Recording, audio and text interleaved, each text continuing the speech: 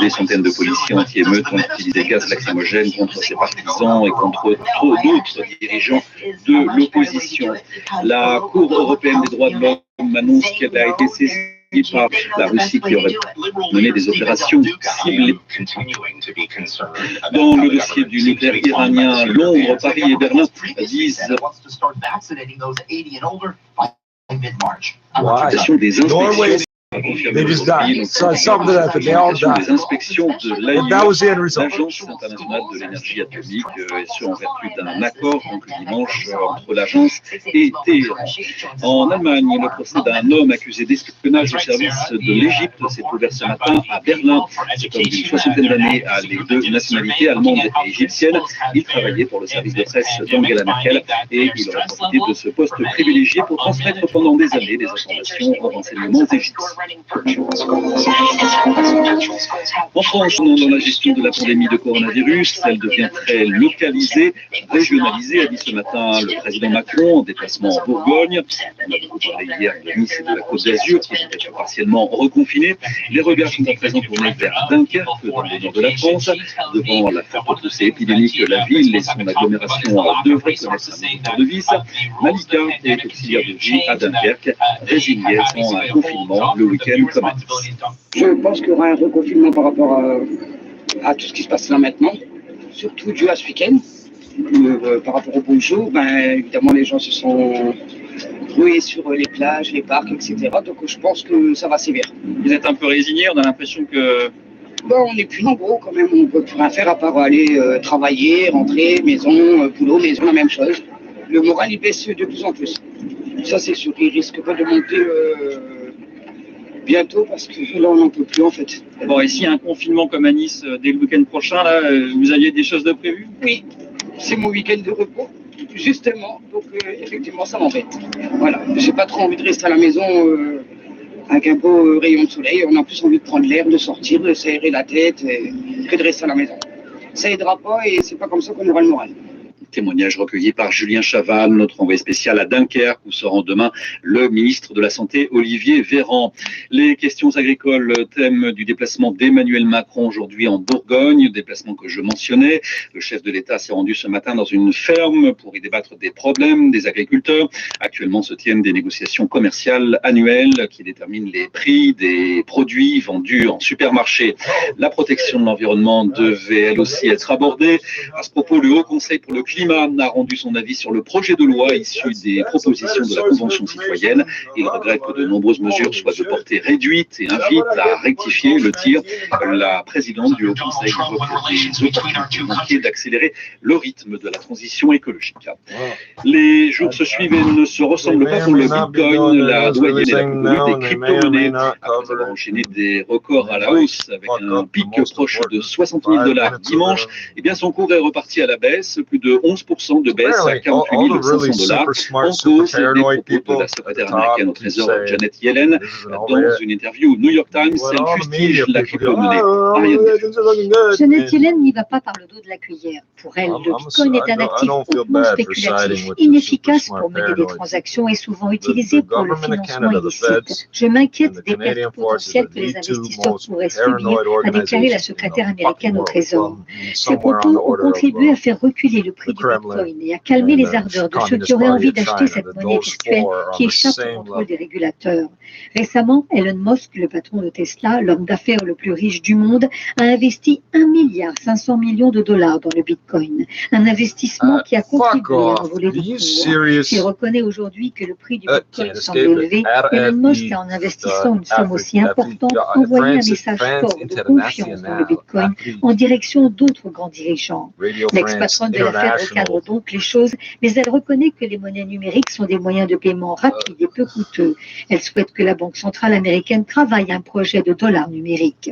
C'était Ariane Gachuri, économie toujours. La pandémie coronavirus a fait plonger l'an dernier les bénéfices du géant bancaire britannique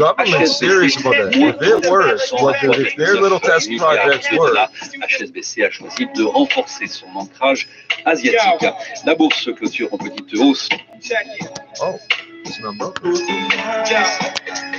Le reportage de Thierry Fiori du service culture de France Info. Le journal signé Boris. You're a news station. Stop playing music. Yo. Check it. Vous êtes une station d'intervention, monsieur. Don't give me 10 seconds to battle you back, bitch. I'll leave you in a casket, using my lips, cause I'm a verbal murderer. You heard of me before, derelict. The one the sickest rappers keeping it in store. I'ma keep it on lock, my lip locks like a Glock. I pop shots off my tongue and I'ma leave your ass shot. I lacerations across the throat from the mic cord. You wanna come at me and claim that you're hardcore. I battle rap and victimize you fucking whack MCs. So don't come at me cause I'm like a venereal disease. Leave you sicking like the clap from Eddie gonorrhea. You don't wanna fuck with the shit because I'll see you to your deathbed. Off the shit that I said, off the shit that I spit off my head. Leaving you a dread, locked like the hairstyle. While I stay so vile with my profile. I mean I lock it up down with my cerebral. But all you and your people been acting like you're so evil, but you ain't bad at all. You need a slap across the jaw for acting roll, cause claiming shit that you ain't never done before. Bang, the sound Claiming that you grimy and gritty and hardcore and roll, but I think that you learn hardcore with care bands, and I don't care, man, cause I don't really play. Now, if I can figure out how to fix this, I was bitching about these. I get notifications of some politicians. Oh, we're going live. If you go to the video, it's like some advertisements that it's whatever their political message of the day is as a still image, and the video's over. It never, ever go live. So they're verifying they have all the access to the internet we all do. But they're telling us, fuck off, we don't want to talk to you, we don't want to do it. Even in a one-way video media, they don't have to look at the comments while they're doing the video. You get students, volunteer, interns, whatever. Fucking idiots to deal with that, don't you? You just ignore them completely. You just ignore them completely. It's somebody else's problem. The negativity's a life for helping me focus on everything else. Another thread on the internet of people talking shit about politics. I'ma keep it on the mic, just flow. And I'ma keep it on the mic and just flow. And I'ma keep it on the mic. All your fake ass slurs your life, and let's go. I'ma keep it on the mic. And I'ma keep it on the mic and just go. And I'ma keep it on the mic. So I really believe this is what keeps me breathing. And I think it's funny because all the places I live with bad air, gas leaks, all that shit, I smoked a lot more than when I don't. In the fucking jail, the air's running non-stop, fresh filtered air. It doesn't have to be filtered, but it was fresh, non-stop. And I didn't feel, I don't know how to put this, I could have used the joint, yeah, but I wasn't in pain and all fucked up. Get my fucking cash on, mash on, black fucking don't get your ass on. Fast on my read, no fans, no chases, no lead, no cases, no bled, no cases, no lead, no traces. You don't wanna try me, no patience, no patience. Get it to the I said to click a known intelligence, and I remember the politicians are supposed to be. I don't play so winning, not breaks the skin. You can pray your fucking day, but it ain't no way you'll make it in. Take away your Of all these, you would think these politicians would be like, this is our opportunity. We'd have an excuse to do a press conference every day, and the whole country's gonna watch. They don't know why you exist. I got my nine millimeter situation, hit the drum, fill my gap back, all the decks, once they get the drum, come from up, 27 with the motherfucking no face mask on, black market, no find the government, what's it called?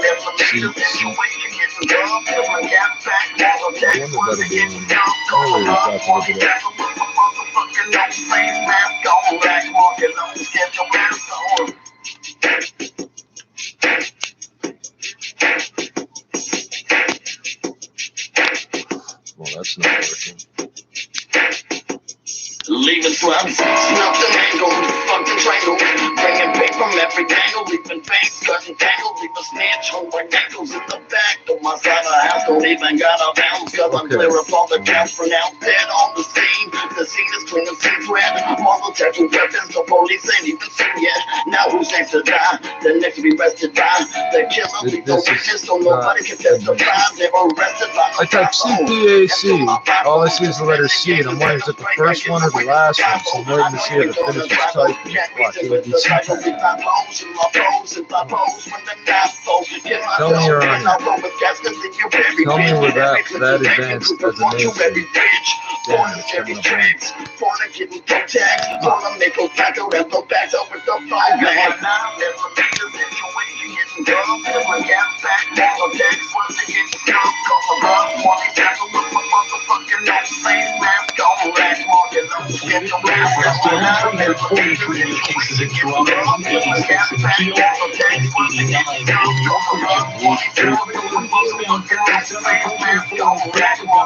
$340 something, 186.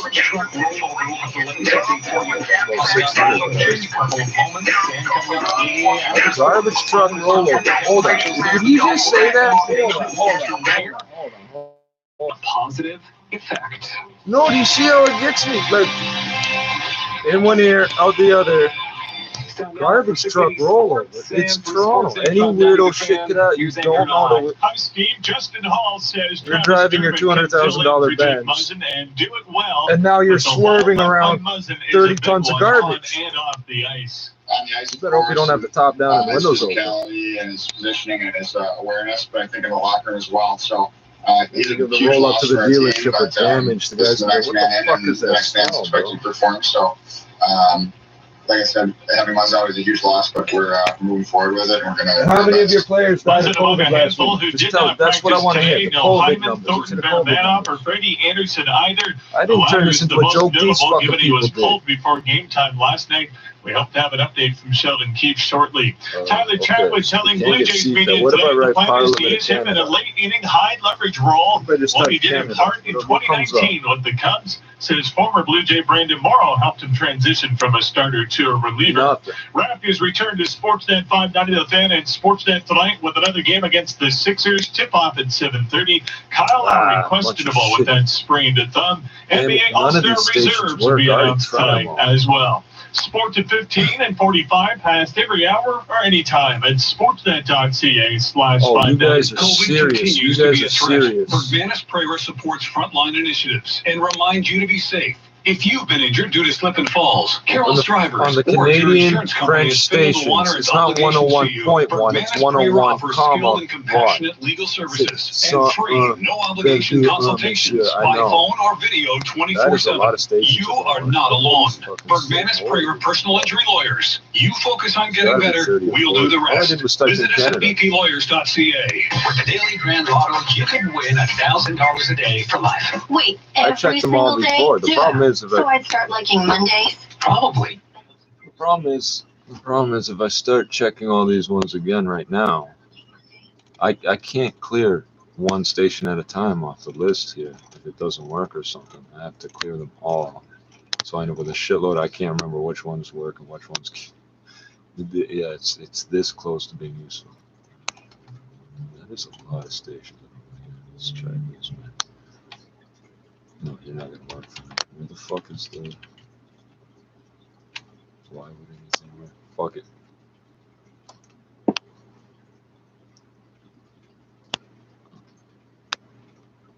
I'm gonna type in Toronto.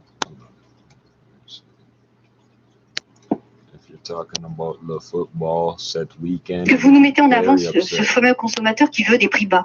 Ben, c'est plus si sûr. En tout cas, il faut qu'il sache, il faut qu'il comprenne. On comprenne les enjeux et bien mettre des consommateurs dans la boucle de négociation, c'est aussi une nouvelle piste à proposer. Merci beaucoup, Yuna Schifolo, directrice de recherche en sociologie économique à l'INRAE et autrice, je le rappelle, du livre Manger au temps du coronavirus, paru aux éditions Apogée.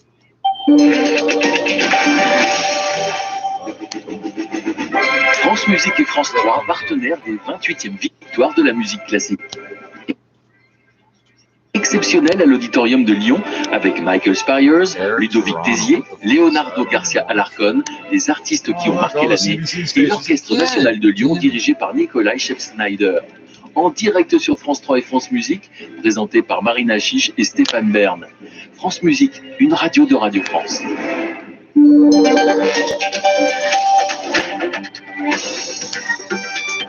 France Info, 17h, 20h, Julien Anglais. Dans un instant, l'histoire d'une croisière qui se termine mal et qui pourrait bien finir devant le tribunal. C'est le croisiériste Costa qui est dans le viseur de plusieurs plaignants. Une information judiciaire vient d'être ouverte. L'avocat des plaignants est en direct avec nous après le fil info 19h20. Boris Allier. Une nouvelle personnalité accusée de viol, Gérard Depardieu, a été mis en examen en décembre dernier. Une jeune comédienne avait porté plainte contre lui à l'été 2018. L'acteur dément totalement les faits de viol et d'agression sexuelle qui lui sont reprochés. Selon son avocat, il a été laissé libre sans contrôle judiciaire. 2 morts en moins de 24 heures dans l'Essonne lors de bagarres entre bandes rivales. Un adolescent est décédé aujourd'hui à Boussy-Saint-Antoine après une rixe à coups de couteau, de bâton et de béquilles impliquant une soixantaine de jeunes. 2 autres sont grièvement blessés. Et puis hier, c'est une adolescente de 14 ans qui a été tuée près de Dourdan. 6 mineurs sont en garde à vue dans cette affaire. Après les Alpes-Maritimes, le Nord pourrait connaître de nouvelles restrictions pour faire face à la flambée de l'épidémie. Olivier Véran est attendu à Dunkerque demain. Le maire appelle les autorités à laisser une dernière chance aux habitants. Il prône notamment une vaste campagne de prévention pour limiter les rassemblements. Et puis la colère des écologistes après l'évacuation de la ZAD de Gonesse, près de Paris. 25 militants ont été interpellés pour occupation illicite d'un terrain. Ils protestent contre le projet d'une gare sur le tracé du métro du Grand Paris. Le secrétaire national d'Europe Écologie Les Verts évoque un enjeu national symbolique et dénonce un projet destructeur pour la Terre.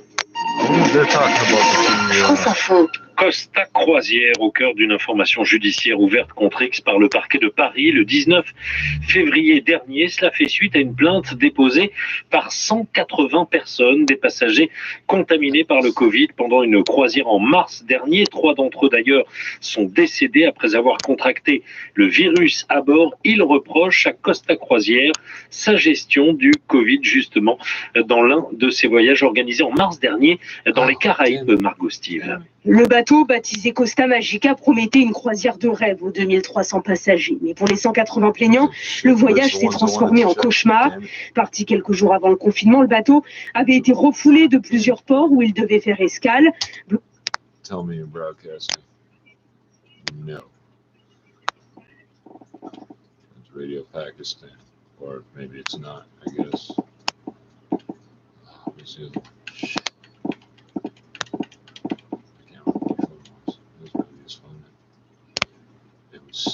CHOQ. Now I'm just going to find it.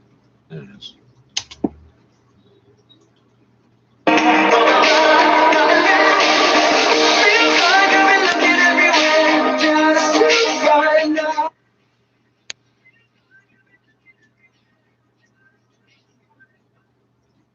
The problem is I could have swore that was a French language station. But they cancel stations all the fucking time. Here, these guys might be talking about this.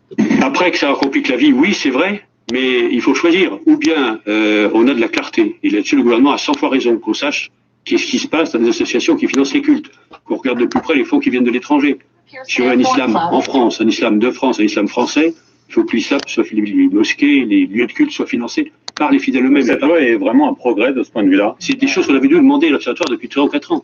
Alors, bien entendu, ça peut compliquer les choses. Bien entendu qu'il y a des points qui peuvent paraître très tangents par rapport à la liberté associative. On demande beaucoup de choses à ces associations cultuelles qui s'occupent de la religion.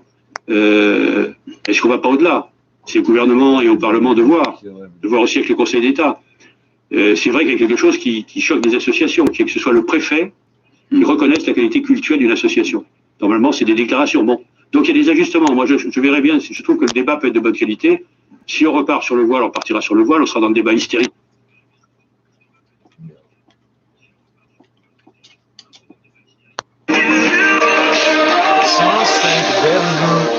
Thank you. It's a comma that has Toronto travaille en français. Le lieu 4, le plus musical. C'est la musique à bord.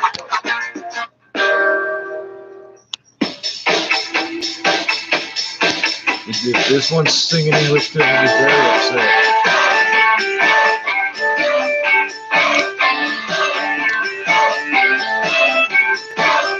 Yeah.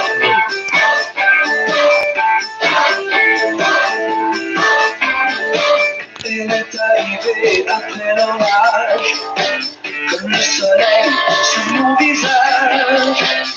Elle a fait tourner le vent du nord, toute ma vie de bord en bord.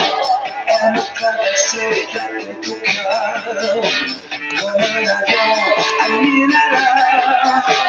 Elle me fait danser sa cadence, dans ses mains, sur ses hanches, sur son corps qui danse.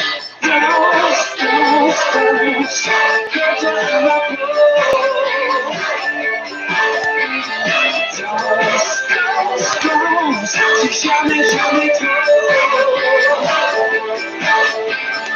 Danse, danse, danse, ton amour est si chaud. Danse, danse, danse, c'est tout ce qu'il me faut. Elle est si belle, la nuit, le jour. Une amoureuse me fait l'amour. At the gate in terms of trying to make these moves, and they see themselves, you know, the Australian politicians at the center of this have said it's a proxy battle for the rest of the world on regulation of Facebook or even of Google, and that it is a model that could be emulated elsewhere, right? There's sort of a playbook now for how it's been implemented, and I think it's been a bit more of a struggle getting Facebook to comply, but certainly, you know, with Google, they saw Google right away starting to negotiate with different media organizations.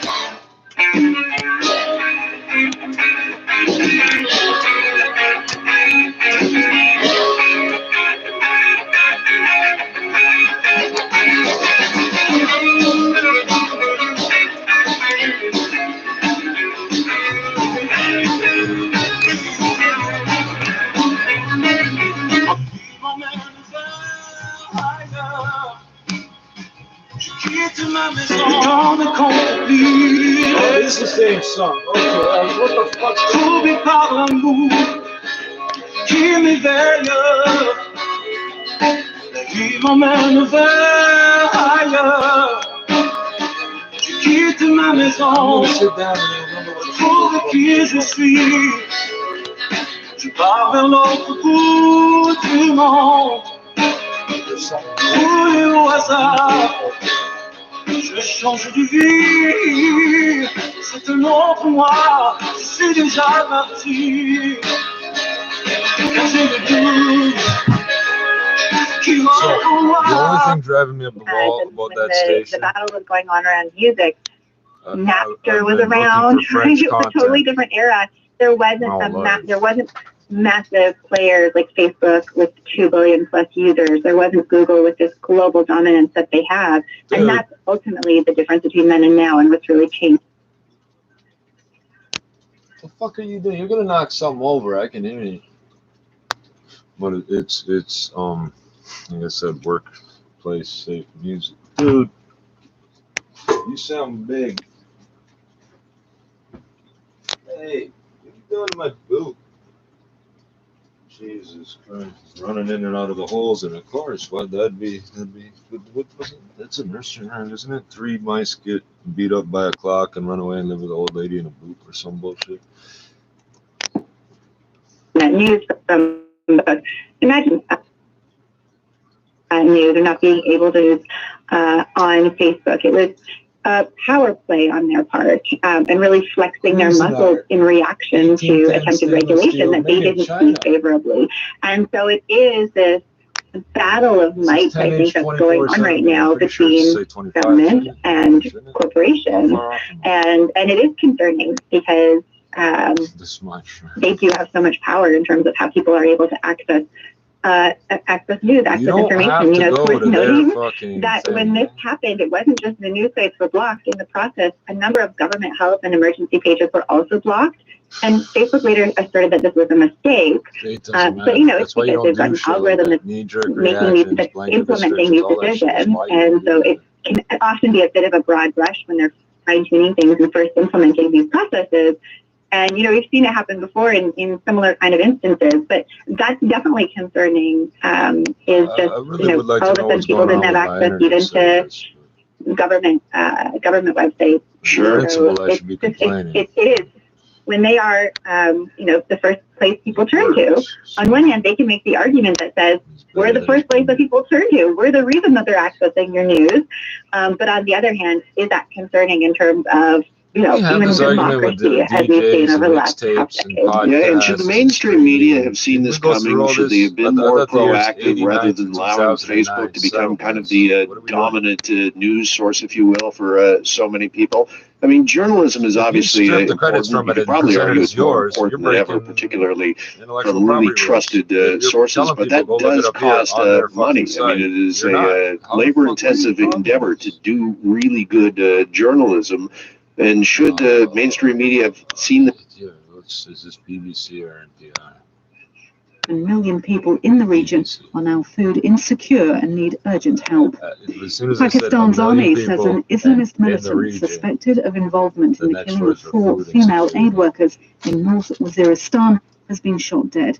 The suspect, Hassan alias Sujna, was a member of a faction of the Pakistani Taliban. The coach of the German women's beach volleyball team has joined a boycott of an upcoming tournament in Qatar over an apparent ban on bikinis on court. Helke Klaassen says she has decided not to travel to the event in Doha next month amid an escalating row over strict dress regulations for the tournament. That's the latest. BBC News. It's not the whole story. Hello, I'm Jo Fidgen. Welcome back to Outlook, and a story that I think will blow your mind. Rebecca Sharrock can remember every detail of her 31 years of life, everything she's ever said or done or felt. She's one of just 80 people in the world who have been diagnosed with highly superior autobiographical memory, HSAM for short. Her condition's been verified by researchers at the University of California, Irvine. Not only can Rebecca recall what she was doing on any particular day, but the memory is so strong that it's like being in that moment all over again. She also has autism and OCD. In 2018, Rebecca went into the Brisbane studio in Australia with her mum, Janet, to talk about what it's like to have this astonishing memory and whether she considers it a blessing or a curse. Whenever anyone says to me that it's unusual that I remember every day of my life, it's always somewhat confusing for me because to me it seems normal. It's how I've been all my life. But in terms of it being a blessing or a curse, I look at it as a little bit of both. I think 10 years ago, I looked at it as 100% a curse because I'd get intrusive memories, and I called them intrusive memories whenever I'd be having an experience that I'm supposed to enjoy. And then this negative memory would just come involuntarily into my mind. And you say you relive those memories? Yeah, and emotionally I relive them all over again, and I relive the scents I get and the sensations on my skin that I get. So she re-experiences the memory. She described, this is Janet, that's my mum. Yeah. She described it as an echo. because Becky feels pain and tastes.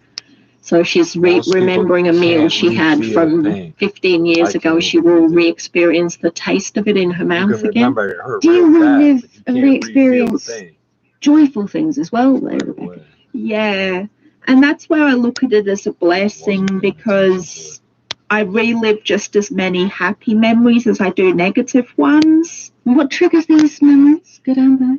They mainly get triggered by usually a scent I get, or a word someone says, or seeing something that looks similar to how it did at another time, and it happens so quickly. Yes, I remember being in the kitchen once, and Rebecca just came up to me. I was making dinner. I think it was spaghetti bolognese. And she just gave me an answer to a question that I hadn't asked, and I just said, oh, that's lovely. But why did you tell me that? It was an answer about black holes. Yeah, and she just said, you asked me a question. And I said, well, no, I'm here cooking dinner. And she said, oh, you asked me 3 years ago. She'd gone back in her mind. You can see that it will dawn on her that she was back reliving the memory so vividly that she was acting out part of the memory. Do you know what triggered that memory, Rebecca? It reminded me because Mum asked me the question on a rainy night, and it was similar weather conditions. Mum was cooking the same dinner, same time of year, and I just got reminded of the conversation Mum asked me a few years ago.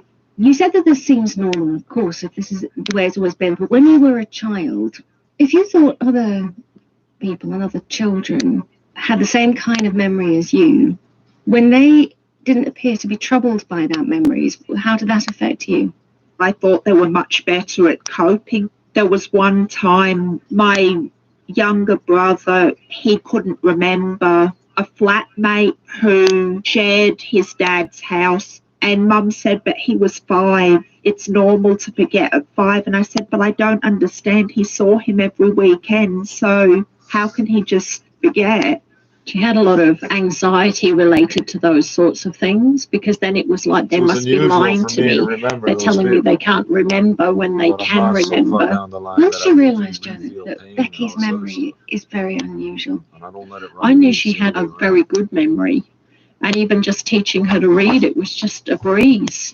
I had a big alphabet book in her bedroom, and at night time she'd point to the pictures and I'd read them. A is A is for apple, and I didn't realise that her brain was just absorbing everything in. So one day when she was very young, she'd be 3, and she started sounding out letters in shopping centres. And I thought to myself, wow, this child's a genius. Becky, do you remember speaking for the first time, making words? Interestingly, with speaking, unlike walking, which I didn't decide I'd try walking until I was at the milestone age of around my first birthday. But with speaking, I remember when I was a newborn child, the hardest thing at first was that I had to group different sounds together to make words. So my first words I said being mummables, it was easier for me to cognitively put it together. Do you actually remember trying to put the sound mama together? Yeah, I do. And I was really happy with myself, and I couldn't think of it in words at that age, but I just thought in experiences.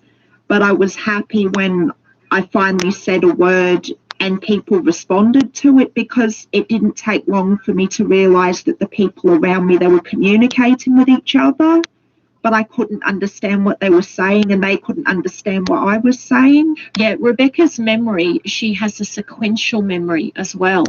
So even though she doesn't understand dates, she can take a significant event like a birthday, and then she knows that her memories were before that particular date. The page order. It is extraordinary to hear a sentence which starts, I noticed when I was a newborn, because most of us are not able to say that. How far back do your memories go? The earliest possible memory I can do, and I don't know how old I was, but I do remember my head was between my legs and I was just crouched with my arms over my legs. and I don't know if I was born or in the womb. Do you remember any feelings associated with that position, that fetal position? It's hard to explain, but I felt comfortable about my skin, and I was warm. You don't remember being born? No. Thank goodness. You also said, Rebecca, earlier that I didn't decide I would try walking until I was married. I don't want to hear all this shit about centralized patients keep it up. and expect to find more information and where they can go to find more information about the vaccine rollout. Yeah, is the major concern without a centralized strategy that all of a sudden you've got 34 individual units kind of doing things somewhat haphazardly, and that there just isn't, I know, some sort of uniformity when it comes to really doling out the vaccine? It creates confusion. I don't know that it's haphazard, I can't say that, but what I can say is it creates confusion. Just yesterday I had a patient call me and say, so Dufferin County has this website that I can go to and sign up for a vaccine. Should I do that, or should I wait for Halton? And they live in Halton. And so that kind of uncertainty, that fear of being missed, right? That's what it speaks to. That fear of being missed is what's happening now when you don't have enough information to counter that fear, to deal with that fear. All right, Dr. Lam, when it comes to vaccine rollout, I also wanted to ask you about the single-dose strategy, because there has been some information out of Quebec and also provided by the FDA in the States regarding the Pfizer vaccine, and that a single dose is 92% effective. Do you think that that is a better strategy? As Canada, obviously, we're playing a little bit of catch-up here when it comes to the vaccine because of the lack of supply. Should we go with the single-dose strategy and just get as many needles in arms as possible right away? I think Canada has to consider two things. I think, one, it has to seriously consider whether a single-dose strategy, given the fact that we don't have a great supply of vaccines to begin with, might be a way to go, a way forward. The other thing Canada really needs to take seriously is this idea of vaccine hesitancy. People are nervous. People are afraid. People have questions. Canada is a very multicultural country. People are getting information from all sorts of sources, and some of that information is not even remotely correct. Those three things together. And so they're making decisions on not just incomplete information, they're making decisions on incorrect information. Because I'm and that's multicultural, not the I get way to information make from decisions different places, about your which means health some of it isn't true. We need to do a better job getting information out in multiple languages, applicable to multiple cultures, and using multiple means. Like, for example, a couple of days ago, my mom was joking. She was like, you know, I don't know about this vaccine. She was semi-joking. And I was like, what do you mean? You have to get the vaccine. You're a high-risk person. I'm telling you to get the vaccine. And she was like, oh, I don't know about this. Now, we are a Muslim family. And I turned to her and I was like, Mom, what if your imam, our religious leader, told you to go get the vaccine? And she was like, oh, well, for sure, I would then. She said we should be using social, cultural, religious leaders, informal leaders, not just relying on government to spread the message. Right? The government should craft the message. They should provide sources of information, but we should be leaning on community-based leaders to reach out to families. So and should we also, Dr. Lam, point to and look at places like Israel that have had great success with their vaccine rollout, what has gone on there? And I mean, the proof is in the pudding, right? You can see that this has happened somewhere else. Yep, and Jeff, that is an excellent point. I think we should be learning from other countries, seeing what's applicable to us and what we can use for Ontario. And we've been doing that all through COVID anyway. Right? We've all been learning from one another as the pandemic has developed, as the waves have come, as people have tried different things to see what helps, what doesn't help. We should be taking the same approach of learning together, learning from one another for the vaccine rollout. All right, just finally, we are getting some overtures, if you will, from Health Canada that the AstraZeneca vaccine is just about greenlit. They're just about to approve it. How much of a help will that be to have a third vaccine available to Canadians? It's not green lit. It might create a better supply. That would be a big help. If we had reliable supply Right? We had a level 5 vaccine. We could tell people, you're in priority group 1, you're in priority group 2, this is when you're going to be getting your vaccine. And they would have a date, a place to go, and that would lower the temperature on the fear. It would make a big difference. All right, Dr. Lam, always appreciate the conversation. Thanks so much for the time again this afternoon. She has to do something. Thank you, Jeff. Have a great day. Next thing will be going to the Dr. home. Nadia Lam is the former head of the Ontario Medical Association. These old As we head back into the roads, and another check in Global News Radio 640 Toronto traffic. Hey, we've got some problems on the 407 eastbound just past Leslie. There's a crash. 3 central lanes are blocked. We also have daytime maintenance on the go. 407 both ways of your Ontario. One lane is closed. That should wrap up around 4 o'clock. Keep in mind on the 401 westbound and collectors at Leslie, there's daytime construction underway in the right lane. The northbound left connection between the conscious and subconscious part of my brain. Bye.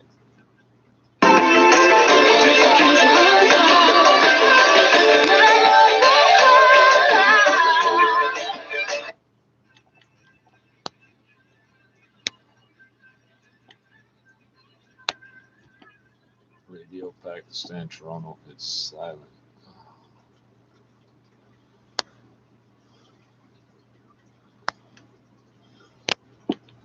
Curiosity. 即係你譬如可能平時出去昂，你真係落去買啲嘢咁樣，咁你變咗咧，你出街可能係。That's changing, but they change language like every hour, 2 hours or something. It depends what day of the week it is and all these other fucking things.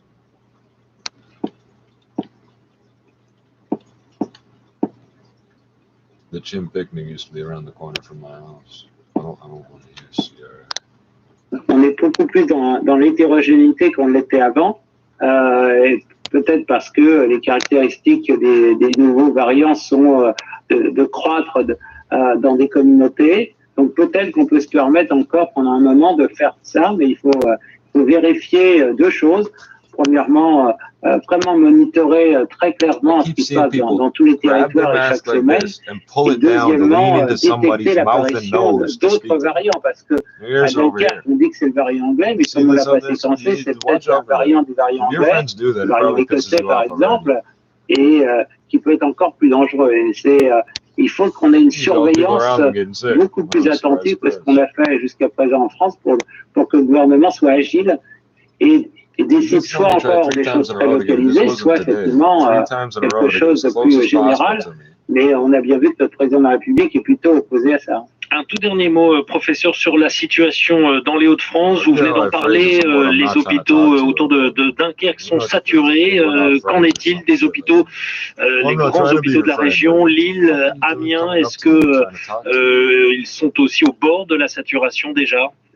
Non, il n'y a pas de saturation, en tout cas à Lille. Amiens, c'est un petit peu plus en tension. À Lille, c'est pas encore catastrophique, mais c'est vrai que ça monte progressivement. Et moi, mon inquiétude pour Lille, c'est entre le 10 et le 15 mars, parce que là, il risque d'y avoir vraiment une augmentation importante du nombre de personnes se présentant aux urgences et ensuite, bien entendu, étant hospitalisées. Donc, on risque d'avoir la continuation de ce qui se passe sur le littoral, plus ce qui est à l'intérieur, et là, on est dans une situation vraiment, vraiment dangereuse. Merci beaucoup, professeur Philippe Frugal, généticien endocrinologue au CHU de Lille.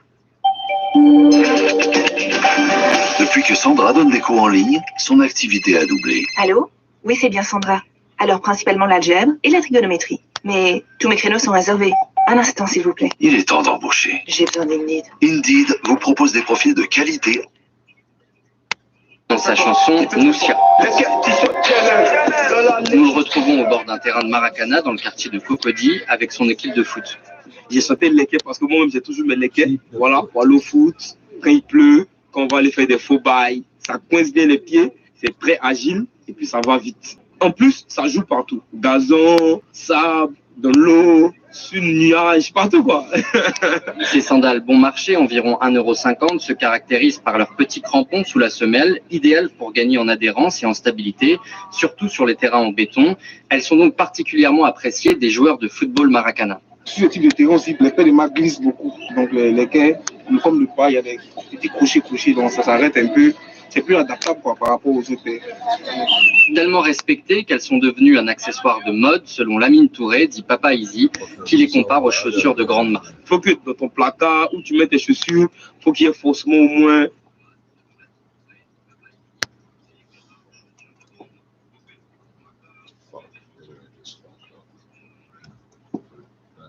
Gérard Depardieu récuse les...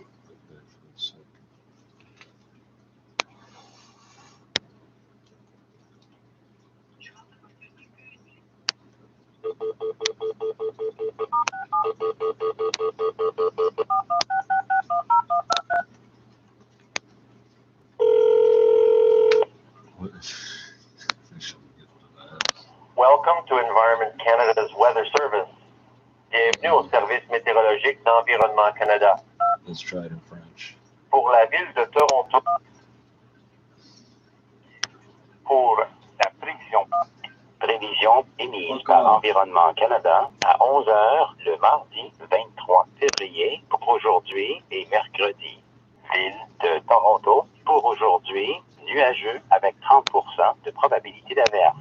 Vent d'ouest de 30 km/h avec rafale à 50, maximum 6, l'indice ultraviolet de 1 ou bas. Pour ce soir et cette nuit, nuageux.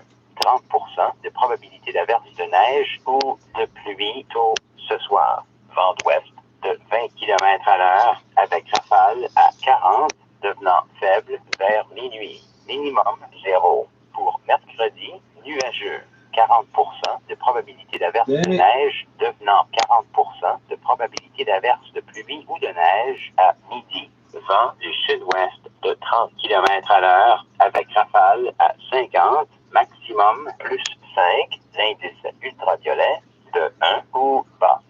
Prévision à long terme, mercredi soir. Dégagement. Minimum moins 9. Pour jeudi, alternance de soleil et de nuages. There's a concrete drill going on. Moins 2, jeudi soir. Passage nuageux. Minimum moins 8.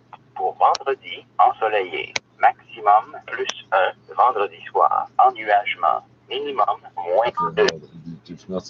Pour les conditions météorologiques à 13h, Toronto, aéroport international Pearson, nuageux, la température plus 3, l'humidité relative 78%, le vent de l'ouest-nord-ouest à 22, avec rafale à 34 km/h, la pression barométrique 100,0 kPa et à la hausse. Toronto, en ville, la température plus 4, l'humidité relative 71%, la pression barométrique 100,0 kPa et à la hausse.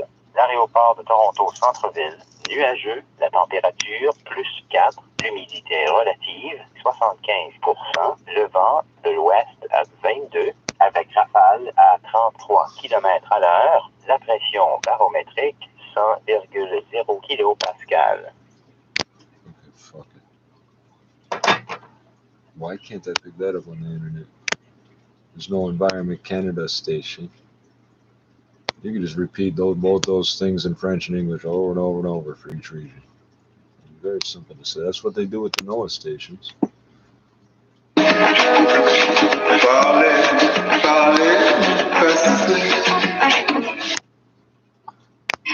Une caméra a été fixée sur une fusée du type V2 qui, à plus de 5000 km/h, a pulvérisé les records d'altitude détenus par cette sorte d'engin. Hold on. How do I do that? That doesn't help you, does it? A atteint 150 000 mètres de hauteur, permettant ainsi d'apercevoir avec une netteté impressionnante la courbure de la Terre avant de se retourner sur elle-même et d'amorcer sa chute. On espère faire mieux dans les délais les plus brefs. Alors, vous avez bien entendu, c'est donc en fait la Terre que la caméra s'empresse d'immortaliser, en fait la courbe de notre planète.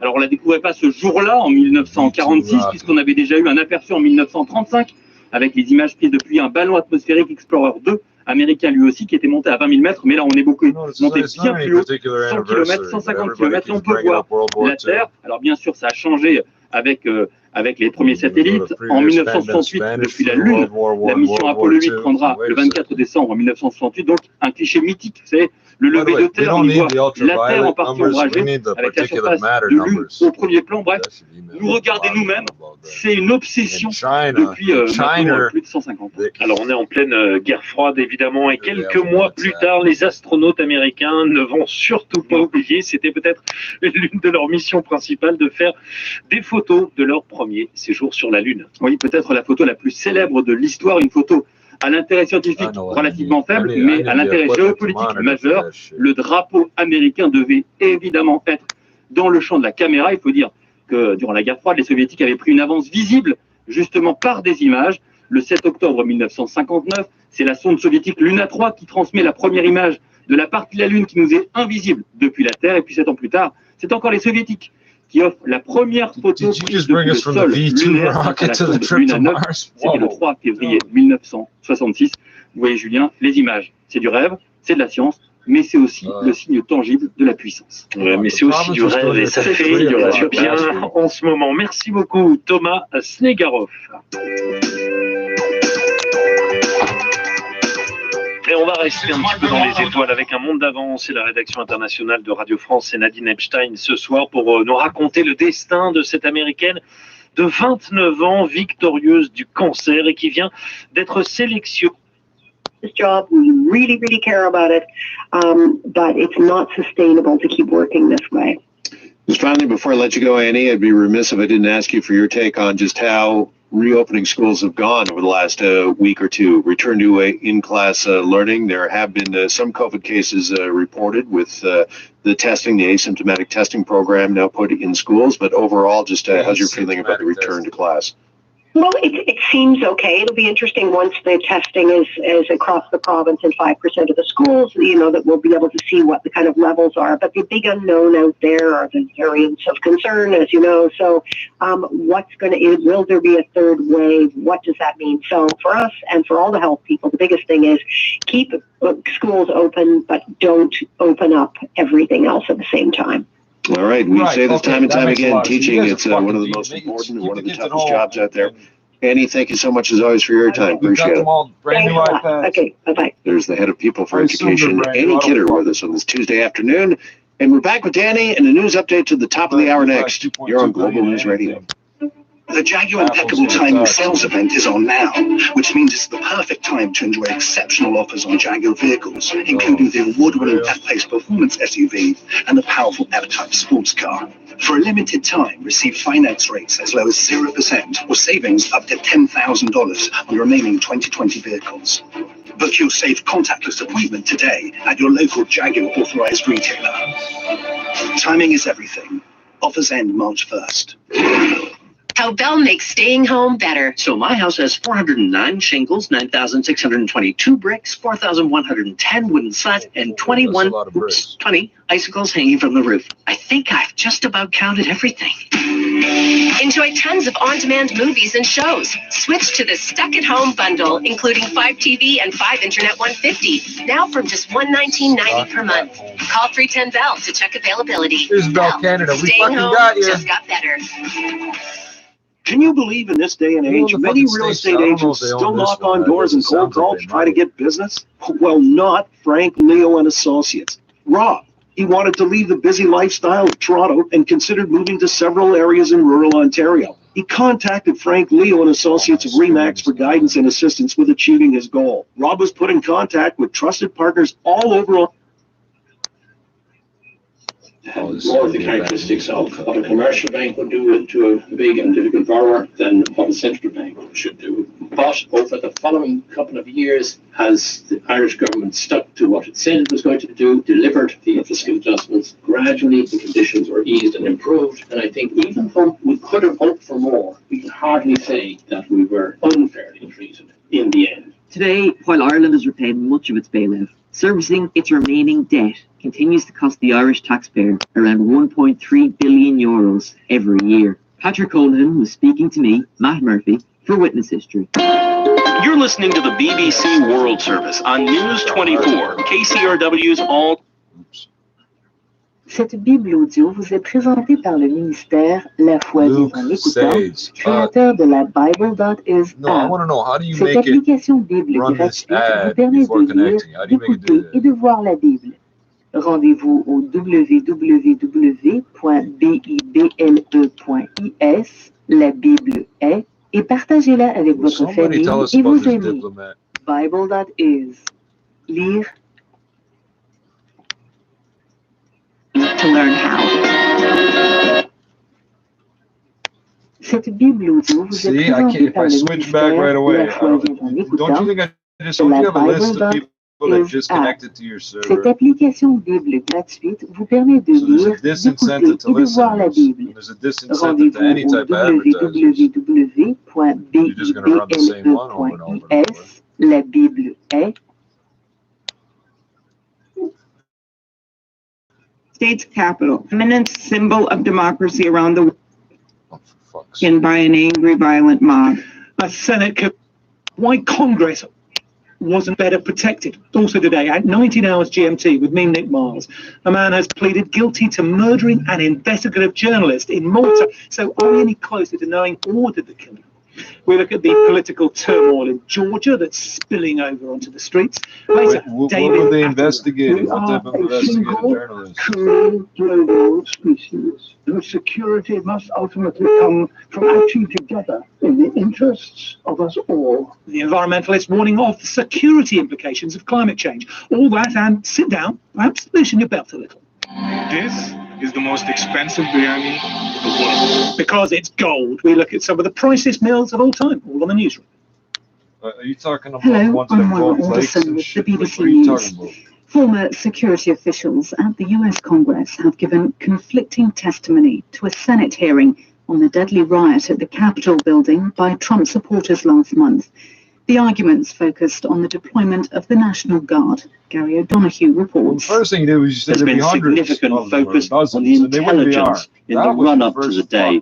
Intelligence which the former chief of the Capitol Police, Stephen Sund, said was inaccurate and incomplete. We properly planned for a mass demonstration with possible violence. What we got was a military-style coordinated assault on my officers and a violent takeover of the Capitol building. But there was disagreement between some of the witnesses about the requests for help from the National Guard. Former Sergeant-at-Arms for the House, Paul Irving, said the intelligence ahead of time hadn't justified it. We all believed that the plan met the threat and that we were prepared. We now know that we had the wrong plan. The FBI has already arrested more than 200 people, dozens of whom we shouldn't have been flying that helicopter or the snowbirds, should we have? One of the three men accused of murdering the Maltese journalist Daphne Caruana Galizia has been given a 15-year jail sentence after suddenly changing his plea to guilty.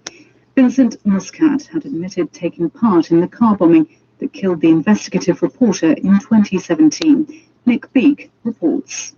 Daphne Caruana Galizia became known as a one-woman WikiLeaks. Such was her determination to shine a light on the shadowy finances of the rich and powerful in Malta. Her murder in a remote village in the north of the smallest EU country had a profound and far-reaching impact. The island's Prime Minister Joseph Muscat resigned after an investigation Nobody's talking about it. Associates in the murder. Today, Vincent Muscat, no relation, admitted he was part of a plot. Wait, what? But it's now the fate of a multi-millionaire defendant that will be that's most like the third or eagerly fourth time observed. this week I've come across a story like that who was where two detained on people's his names are luxury listed yacht, as no relation. continues to You deny have he to was say that involved in 'cause the it's the same assassination. fucking name. The French President Emmanuel Macron says the UN Security Council should consider appointing a special envoy for climate security. He told a special virtual meeting of the Council that the fight against climate change was a matter of peace and security. His views were echoed by the US climate envoy John Kerry, who said climate was one of the most complex and compelling security issues ever faced by nations. Studies warn us that hundreds of millions of people could be uprooted. Not only can mass migration drive humanitarian crisis, but we also know that if it's not managed well, it undermines peace and stability. You're listening to World News from the BBC. The UN's food agency says hunger in Central America has increased almost fourfold over the past 2 years as a result of the pandemic and events linked to climate change. The World Food Programme said around 1.7 million people in the region are now food insecure and need urgent help. Officials said nearly 15% of people said they'd surveyed were planning to migrate. The European Union has told 6 EU nations to roll back unilateral border restrictions that they've imposed to combat coronavirus. 6 countries, Belgium, Denmark, Finland, Germany, Hungary and Sweden, have been given 10 days to justify the curbs. Kevin Connolly reports. The Commission argues this is about free movement and efficient supply chains, rather than the theology of European integration. The member states in question are trying to reduce the risk of importing COVID from neighbouring countries. A Commission spokesman said there had been what he called fragmentation in recent weeks.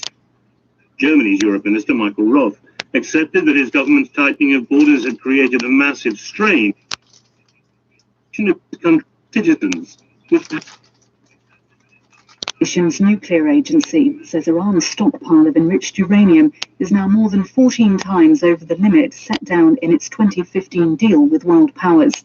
In a report, the IAEA said the stockpile now stood at nearly 3,000 kilos. It also said it was deeply concerned by the possible presence of nuclear material at an undeclared site in the country. The prosecutor's office in Paris says the film star Gérard Depardieu is under formal investigation for the rape and sexual assault of a young actress. The crimes are alleged to have been committed at his Paris home on 2 days in 2018. Mr. Depardieu's lawyer says the actor completely rejects the accusations and regrets the investigation has been made public. BBC News. It's been made public. Oh, you regret that. Hello, you are listening to the newsroom from the BBC World Service. I'm Nick Miles. We owe it to the American people to figure out how the United States Capitol, the preeminent symbol of democracy around the world, could be overtaken by an angry, violent mob. And that was the U.S. Senator Amy Klobuchar setting out the terms of the Senate's own inquiry into the storming of Congress on January the 6th. I didn't know this was going to happen. I knew as much as the FBI told us. I made a comment about they said there's going to be dozens of National Guard. Senators have been talking to some of the they people won't be responsible armed. for Like, security. good. Advertise Here's Paul that. Irving, the former Sergeant at Arms of the House of Representatives. This guy's supposed Safety to was represent the always guy with the paramount gun. when He's making supposed to have a security gun or plans for something to protect January the place. 6th. We did discuss whether the intelligence warranted having troops at the Capitol. That was the issue. And the collective judgment at that time was no. The intelligence did not warrant that. If the chief or any other security leader had expressed doubt about our readiness without the National Guard, I would not have hesitated to request them. But there was a different story from the chief of the Capitol's own police force, Stephen Sund. No civilian law enforcement agency, to include the United States Capitol Police, is trained or equipped to repel an insurrection of thousands of individuals focused on breaching a building at all costs. I am extremely proud and appreciative of the Capitol Police officers, the Metropolitan Police Department, and the other law enforcement agencies that came to our assistance. A clear lack of accurate and complete intelligence across several federal agencies contributed to this event, and not bullshitting us right now. United States Capitol Police. Well, Gary O'Donoghue is our Washington correspondent. Now, Gary, contrasting accounts there, but what's the ultimate role and purpose of this committee?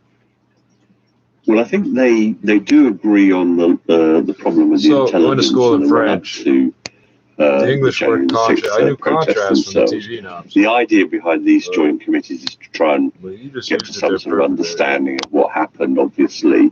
But it is against the background of all sorts of investigations going on, not these criminal ones by the FBI, in which they've charged more than 200 people, arrested more than 200 people, and also talk of a sort of 9/11 style commission to be set up, a much broader bipartisan commission. So these are the initial steps towards some understanding, but clearly intelligence is central to what happened on that day, and certainly those people there today believe the intelligence simply wasn't good enough.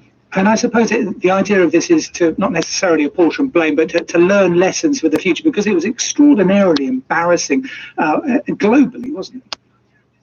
It was. It had, I mean, there were obviously 5 people who lost their lives as a result of what happened on that day, but there was something rather sort of slapdash about the police response. There were individual heroic acts, of course there were. We've seen many of those, but they were really overrun. There were only around 1,400 Capitol police officers around the Capitol. You think about the U.S. Capitol, the center of world politics and all that kind of thing.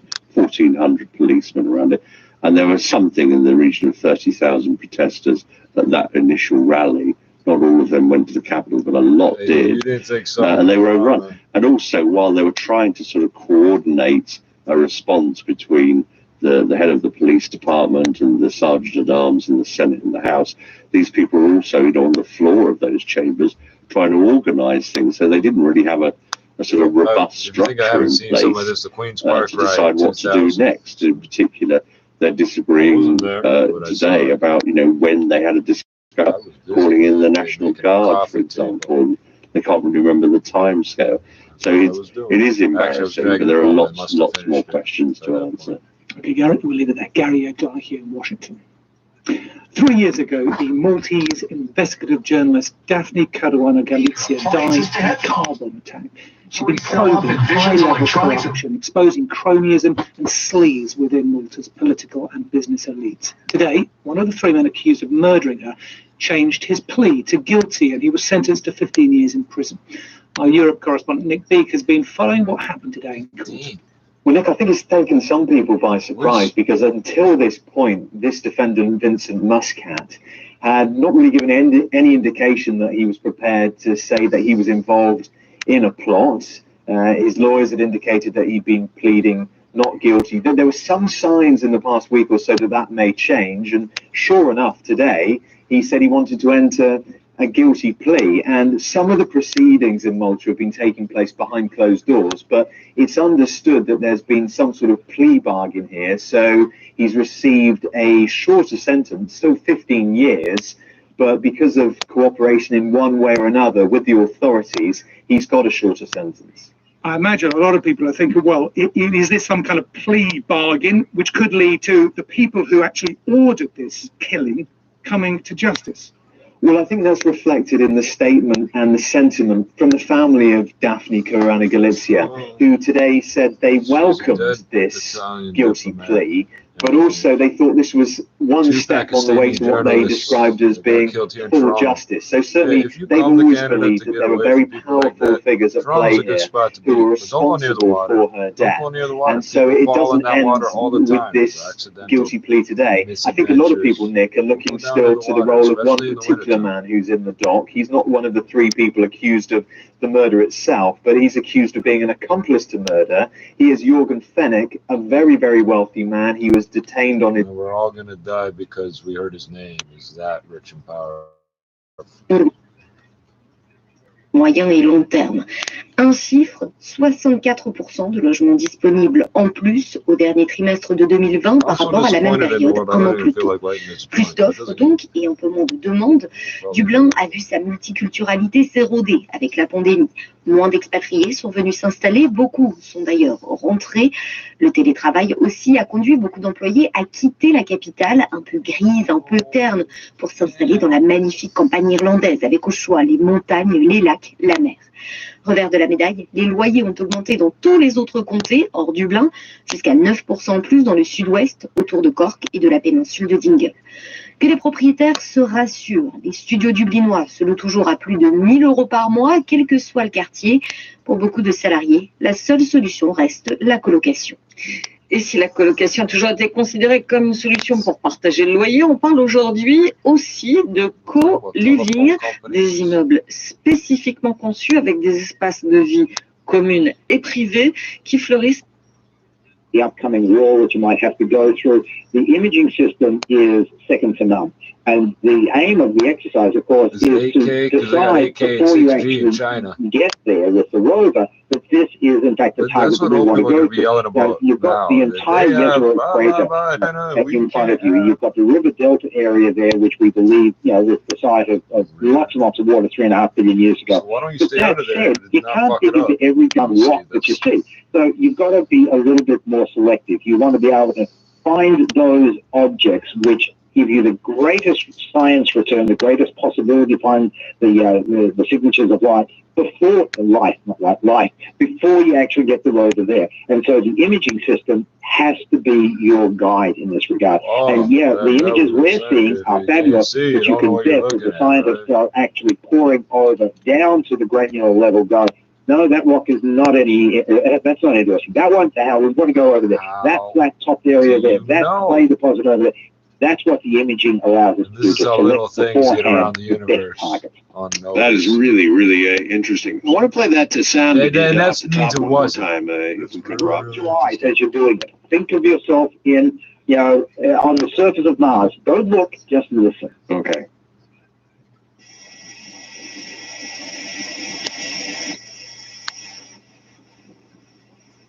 That's funny you say that. By the way, I hope those that are listening in their cars are not closing their eyes at this point. If you're driving, don't do this. But yeah, closing your eyes, Paul, and listening to that, it takes it to another level. Is that the wind? Do I understand that correctly? That's what wind sounds like on Mars? That's right. That's the wind blowing across the plains of the Jezero crater. Exactly right. All right. And what if anything, is that telling us? Well, this is not telling us a lot in science. This is now reaching into you and me as just an explorer. I mean, you probably walk through a forest. What if you heard horrible screaming sounds? You'd find out very quickly you wouldn't be able to colonize that planet. Because that's something of a magical experience when you're out communing with nature. That is just something that humans like to do. Now I don't believe that's the real side. I think that's one of these. The science content for that is pretty minimal. Like we've got instruments that are measuring the wind speed and the composition and stuff. But to be able to listen to it, that just brings it home for me. I'm not with Perseverance, but listening as well as seeing what Perseverance is engaged in just gives me that feeling that I am there. So it just is a moment to touch the heart, if you will. Well, that is exactly it, Paul, because that's exactly what it did for me earlier today when I saw it and heard it for the first time, because now it's something real. Now it's something kind of tangible. I almost feel as if I'm there with Perseverance. It gets me excited. I'm sure it gets so many other folks excited as well. And I think we are really probably moving into another golden age when it comes to space and space exploration. Would you agree? I certainly would. I mean, the interest around Mars over the last few years, the interest in the return to the moon, the possibility of space tourism and low Earth orbit activity for people like you and me with Elon Musk and Richard Branson and so on. This all talks to something of, as you say, a new era. I bet you're in the presence of Elon Musk. Space exploration is concerned. And that excites me, and I can see it excites my students. I mean, when I was showing them that 3-minute landing clip today in class, as it worked out, we were studying the solar system, so it was well timed. The chatter on because we're on Zoom, the chat box just filled up with commentary about what they're actually seeing. This excites students, and if it's exciting students, then the possibility of them, going into science and engineering professions, further bolstering out. They're all going to try to be astronauts. From that perspective, that to me is just all grand news. What a time to be alive, Paul Delaney. What a time to be alive. I mean, I can just only imagine what the next 5, 10, 15 years holds when it comes to this. Paul, appreciate the time as always. Thanks so much for joining us. You're welcome, Jeff. Take care. Yeah, stay well. There's our space expert, Paul Delaney, and we're back after break on Global News.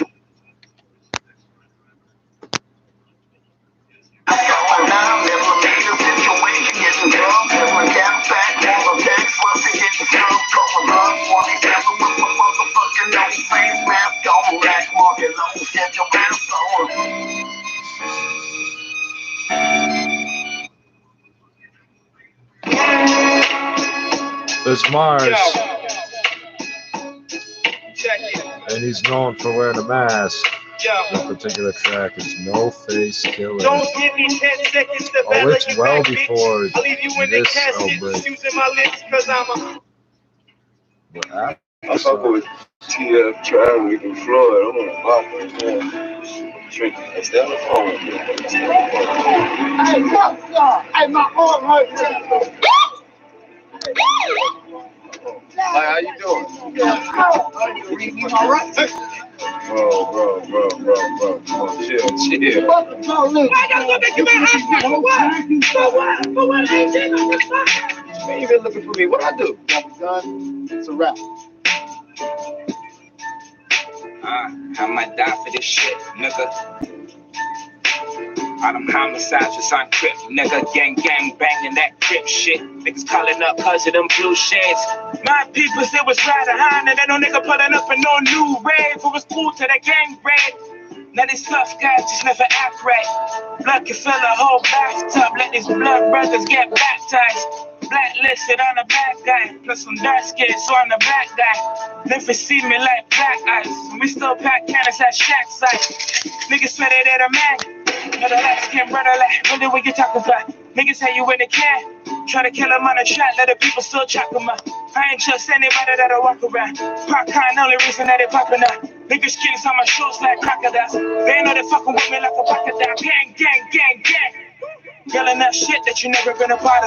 I know niggas I got waiting for the startup. D-Rose and they ain't even put a starter. Not one person goes out for the city at a mainstream level. Talk about a top of that's product. Tell me if they ever seen a bite that is out of. Not me out and mad that I got him. TCP relay, the nigga just a product. Think he's styling on you cause you seen him in his product. Big gun bust from a nigga like a manga. Party next door, I need a shot in the park.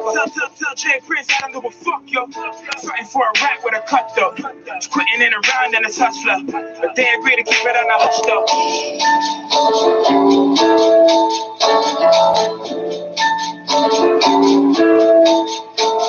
I'm blued up, I'm crewed up. For the F43G, I'm shoed up. Any nigga that really want it, I'ma bomb it. 32 shots and skeletons out the closet. You don't wanna be back down with your belly up. 4 double law niggas hopping on the heavy truck. We give bullets, but niggas don't give any bucks. Mac ain't auto, but I'll show you how to semi-buck.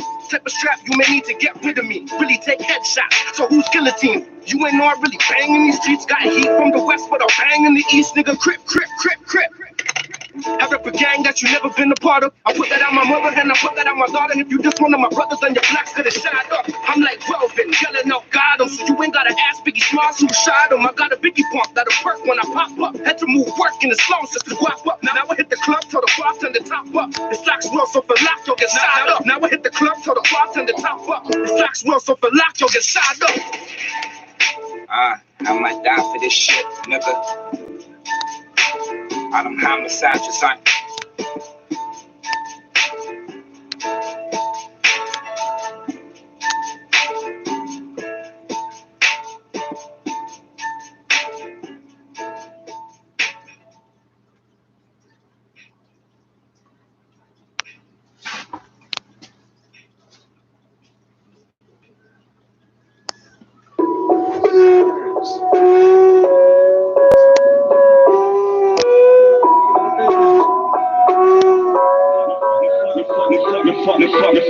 De pak saffen met mijn zak kosten centen maandelijkse toeslagen voor iets dat kan niet betalen kan. Joab, dinero para flus mal plata. Babylon brandt in de band van Satan. Looks like a dog, talks like a dog, looks like a dog, so it must be a skylot. Panama Papers, F-35's, premies van data. Is there gonna be a guy in a fucking trash can up under this place? De voedselbank doodgevroren daklozen in de grote steden. Meer en meer belastingen dan de vastgoedmafia, gemeenteraadsleden. Veel te veel zaak voor veel te weinig vetzakken. Veel te veel redenen voor veel te weinig protest. Loop ik met de kutte mee, terwijl ik met de kraan loop. Kan niet langer verder zo, alles is te duur voor mij. Alles is te duur voor mij. Je merkt het aan, alles is te duur voor mij. Ik ren niet met de mister mij. Alles is te duur voor mij. Alles is te duur voor mij. Alles is te duur voor mij. Je merkt het aan, ik ren niet met de mister want. Alles is te duur voor mij. I got lost here. Adrenaline door mijn lijf, ik mag geen geld voor de verwarming. Te veel stress door al die rekeningen waar dat ik op achterloop. Niks te verdienen, binnen in de schimmelweg. Want België is te duur geworden, alles wordt verwaarloosd. Corrupte flieken, magistraten, politiekers, marginalen. Allemaal de schuld van het monetaire systeem. Kreml die praktijken, stijgende stroomvoorzieningsprijzen. Er valt hier niks te rapen zolang je de liter niks niet afneemt. Conclusies kunnen pakken, gele groene bazen pakken. Weer naar schooien achter sloppen op, krijg geld om op de bus. stop. I'm speaking in the pop. Det var det skarpeste. Åkermål, dum, klart lavner søkkele. Fanta køren, de spyt på. Det gode regulært, skækket ud i kihål. Fange glas, spikkel det. Slag med nægretten ind. Et som der var klart rundt. Iedereen rondom mij let, want alles is te duur voor mij. Alles is te duur voor mij. Je merkt het, Danny. Alles is te duur voor mij. Ik ren niet met genoeg voor mij. Nah, alles is te duur voor mij. Alles is te duur voor mij. Alles is te duur voor mij. Je merkt het, Danny. Ik ren niet met genoeg voor mij. Nah, alles is te duur voor mij. White House. White House. H-A-U-S. I don't think I'm interested. I should move in there. There should be a black house. Paired with the rollout of a widespread vaccine, the market. Hold on. This ain't far from me either. New project at Bathurst and DuPont Oscar Residences. Oh, great. So this is going to be right near me. Wonderful. Not too close, but White House. For some reason, this person babbles on. Paired with the rollout of a widespread vaccine, the market in 2021 in Toronto will prove to be one that we are very pleased with. White House. The guy's last name is Brown. This is Brian Brown. Now I'm very upset with you people. Canary House. It's like we're living in a birthday. Grinding. That's the motto we live by for timing. Playing games, we got no time to grind. Till our stacks so high and rise. For all the niggas who are close by, if you ain't out, please stay on the Lord's side. Big gun, eagle eye, that'll get your soul fried. Grind. That's the motto we live by. Right. GTA resale average prices January. Yeah, sorry. Well, too bad. 2021. It's okay. Year over year percentage change. 620 for a condo. $624,886. This is down 8%. Yeah. Townhome 814,000, up 4.1%. Semi-detached. Ooh, 1.2 million, up 21.5%. You're only getting half of a building, eh? Detached 1.58 million, up 16%. Oh. Well, that's not good. I stopped smoking for too long. Yo, all of your folks, I tell these niggas act sick like the niggas won't hear you or talk tough so you see me creeping in your rear view. So I dare you, if it's me you wanna harm G. Shots make your heart stop, I'm out in a heartbeat. Always on my feet cause niggas sneak for the right price. So in these dark streets I keep it close like a nightlight. When I let it go they taking off like a race. Niggas always rap, why you think this mask on my face? Why you think I'm on this block making cash different ways? Nipping to these heads with shots pushing back your waves. Your mom catching graves when my niggas sit and laugh, but it's a straight face when I stick them for the stash. Yo, cause John knows I got some stacks at my base, but I'm still robbing niggas like I'm flat on my face. Still shooting shots, no shoes, getting laced. Do the same dirty, get away with no trace. Grinding, that's the motto we live by for timing. Playing games, we got no time to grind. Till our stacks so high and right. For all the niggas who are close by, if you ain't about to please stay on the Lord's side. Big gun, eagle eye, that'll get your soul fried. Grind. But it's nothing like a movie. 1 in 5 inmates in Canada is Aboriginal.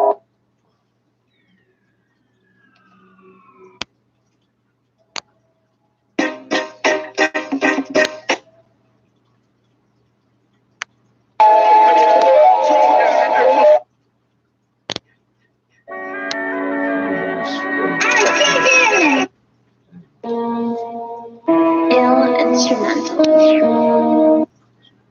Yeah, you already know who it is. It's your boy. What about the weed charity scandal? The $4.5 billion in a pipeline that don't exist. And all these haters on the back. Fuck what's around the media. The shit is garbage trash. Yo, make no mistake. The struggle's too real. You can't escape. The harsh realities of life's such a hard to take. So we don't play no games. Stay quiet, we say no names. My squad's insane in the brain, but crazy the brains. Ain't much change these days, the pain's the same as they used to be. So truthfully, resisting beautifully, with mutiny to my power off communities. See, we speak deaf fluently at the Jubilee. Musically, none of your fools are really moving me. It's impossible.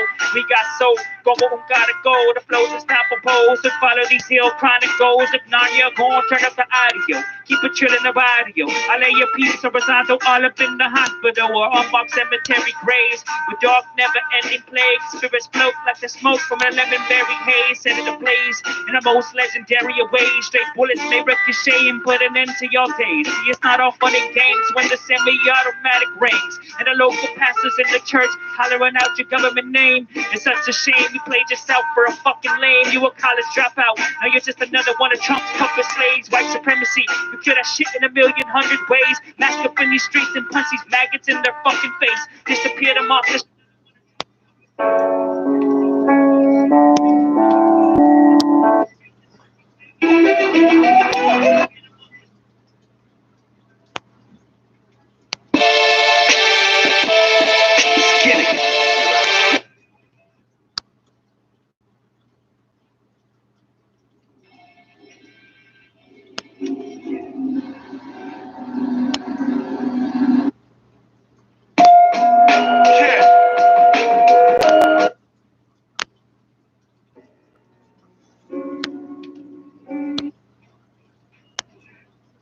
This week, a checkup on the class action for Halibu applicants and upping the ante in the Mi'kmaq fight for fishing rights.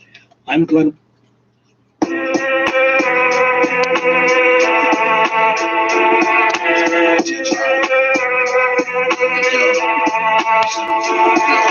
They're trying to throw a gun on me. It's only allegations. If it was mine, it was in case they tried to run on me. 85 is what they asking, but I won't fight today. Got a little daughter to raise, so I'ma fight the case. When I got that phone call, man, I couldn't talk like that. You an angel, I'm white in that wooden box. That's the vision I could never remove. And if I go, it's cause I'm dancing with the devil in the heavenly mood. That's like mixing water with oil. Dripping with the blood in that. Fuck this game shit. I just really want my brother back. I want that Jordan back in his mother's heart. I want the bullets reversed that hit his brother's heart. When I back the ratchet ahead the map in the ways. We get friends just ain't back in the day. 2017, I probably put the map to his face. Fuck these shows, I'm strapped back to back to the stage. I'll shoot it up and then I'll join the crowd. On my hit shit, while I'm running, disassemble it on some sick shit. Take the springs out so it won't shoot in ballistics. And that's how you get away with charges on some stick shit. Yeah, I was raised with the savages. Grew up with them savages, never ran in my average kids. I only slap back and stood tall. And this rap shit ain't the only way I put my hood on. Put my hood on with a black mask and a broken strap. Still bang 6 and dented whips when I hold it back. Why I roll with that in these streets? There ain't no holding back. Gotta move needing the street busting and older strap. I got 7 in that 5th like my block number. 17 in the clip for my blockbusters. I ain't gotta wait for my tape. This ain't no blockbuster. My young boy was 14 when he shot something. 15 in that Beretta he bust. I stay reppin'. I never changed my sweater in months. Even when I got knocked, nigga, I was reppin' the same. A week later, 10 bands just to get off the cage. Fake love, handshakes and hugs. There's 8 in the snub. That's 2 more than the 38 I gave to my cuz. And if you know me, you know that I've been real. Since a little you, I'm the block riding big wheels. But I'm a lot older on this block with the big steel. Peanut butter Glock left his brains on the windshield. Rock, paper, scissors, spin, kick like a windmill. 4/5 clip hang lower than the windshield. Say crime pays, so I'm outside with a 9's wave. Dark clouds follow me everywhere I go. I'm hearing voices talking to me while I'm sleeping at night. Eyes open, can't move, ain't a person in sight. Premonitions and visions, you can see the red in my eyes like the red light underneath the black 45. How you got it done, but you ain't walking with it. It's like a pit bull locked in a cage. Truth through flesh when it bark after it bite. CDC low key, quiet storm playing on the getaway. Roll a blunt to calm my nerves. Adrenaline still rushing through my veins. It was either me and him, so for that I couldn't complain. Simple message for you little niggas, better stay out the way. Press my arms, then I bear arms. It's only right. I do you niggas like they did King, cause of hell that the red light. You try to reach, then I'll leave it with the mat. Broad day shooters, you know about us. In the West End, everybody heard about us. On that Master P, all my niggas about it. Play your flame lit, niggas coming through the alley. Yellow tape on your strip, hella shells on the floor. That's how my niggas do it when it's time for the war. Some of my niggas cool when it's time for the war, nigga. 714G, nigga. Fifth for the motherfucking grind, nigga. It's Lost World all day, nigga.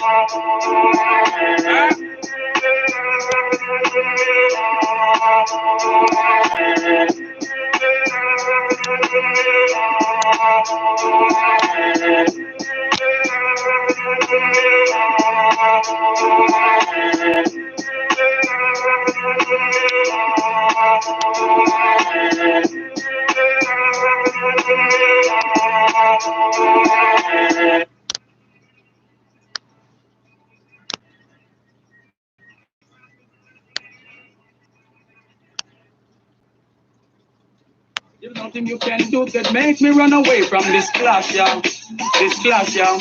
And every load he's taken, put the competition to the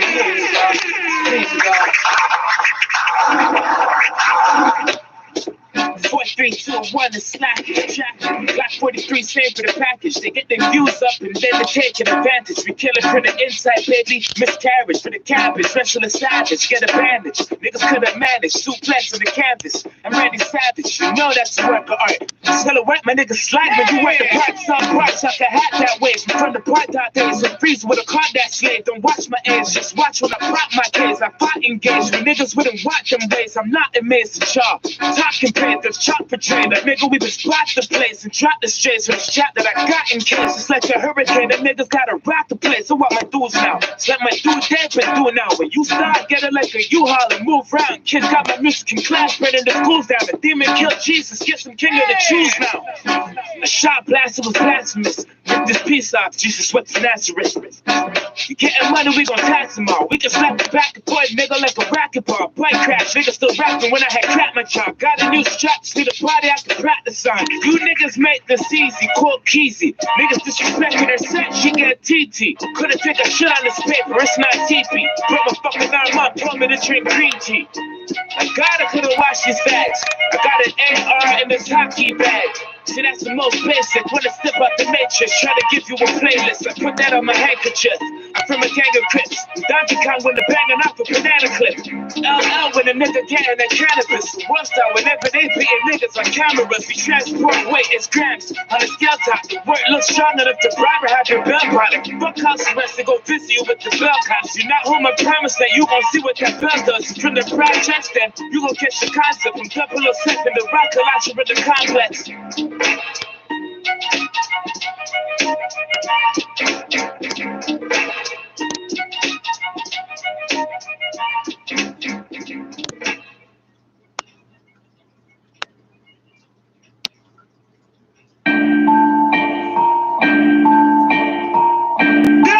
It's don't get close.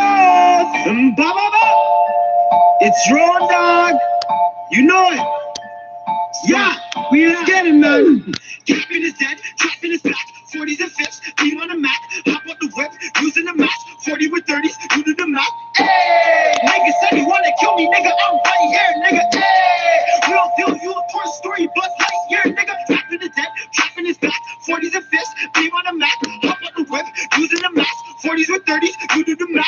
Hey, nigga said he wanna kill me, nigga. I'm right here, nigga. Hey, real deal, you a Toy Story bus right here, nigga. Niggas on my dick, so I hit him with the verse. Clang to a link, gotta hit him with the work. I'm just block shit, gets on my nerves. Left the band though, I'll be back on the first. Don't get close, no, I won't get girt.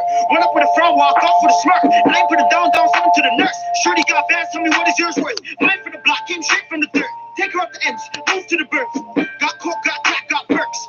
Got beef, rap, bullets that hurt. Hands over bread like sesame seeds, big bird on the block. Sesame Street, whip, whip, whip, turn a chip to a treat. I don't got friends, man, I only got feet. Capping is dead, trapping is back. 40s and 5s, beam on the Mac. Hop out the whip, using the mask. 40 with 30s, you do the math.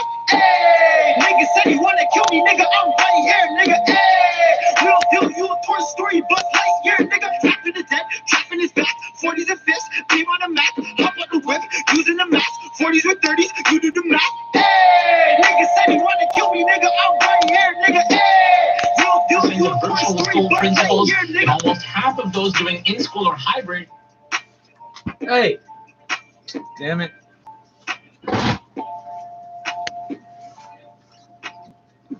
The technical genetic term for someone like me is an F1 hybrid. I think, yeah. Yeah, it has to be. Yeah. Sorry, man, I gotta fix it quick. The general. Are you dumb? Back to that.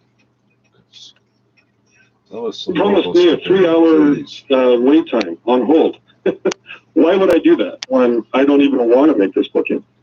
So then I thought, well, I'll call a hotel because I book hotel rooms for myself all the time.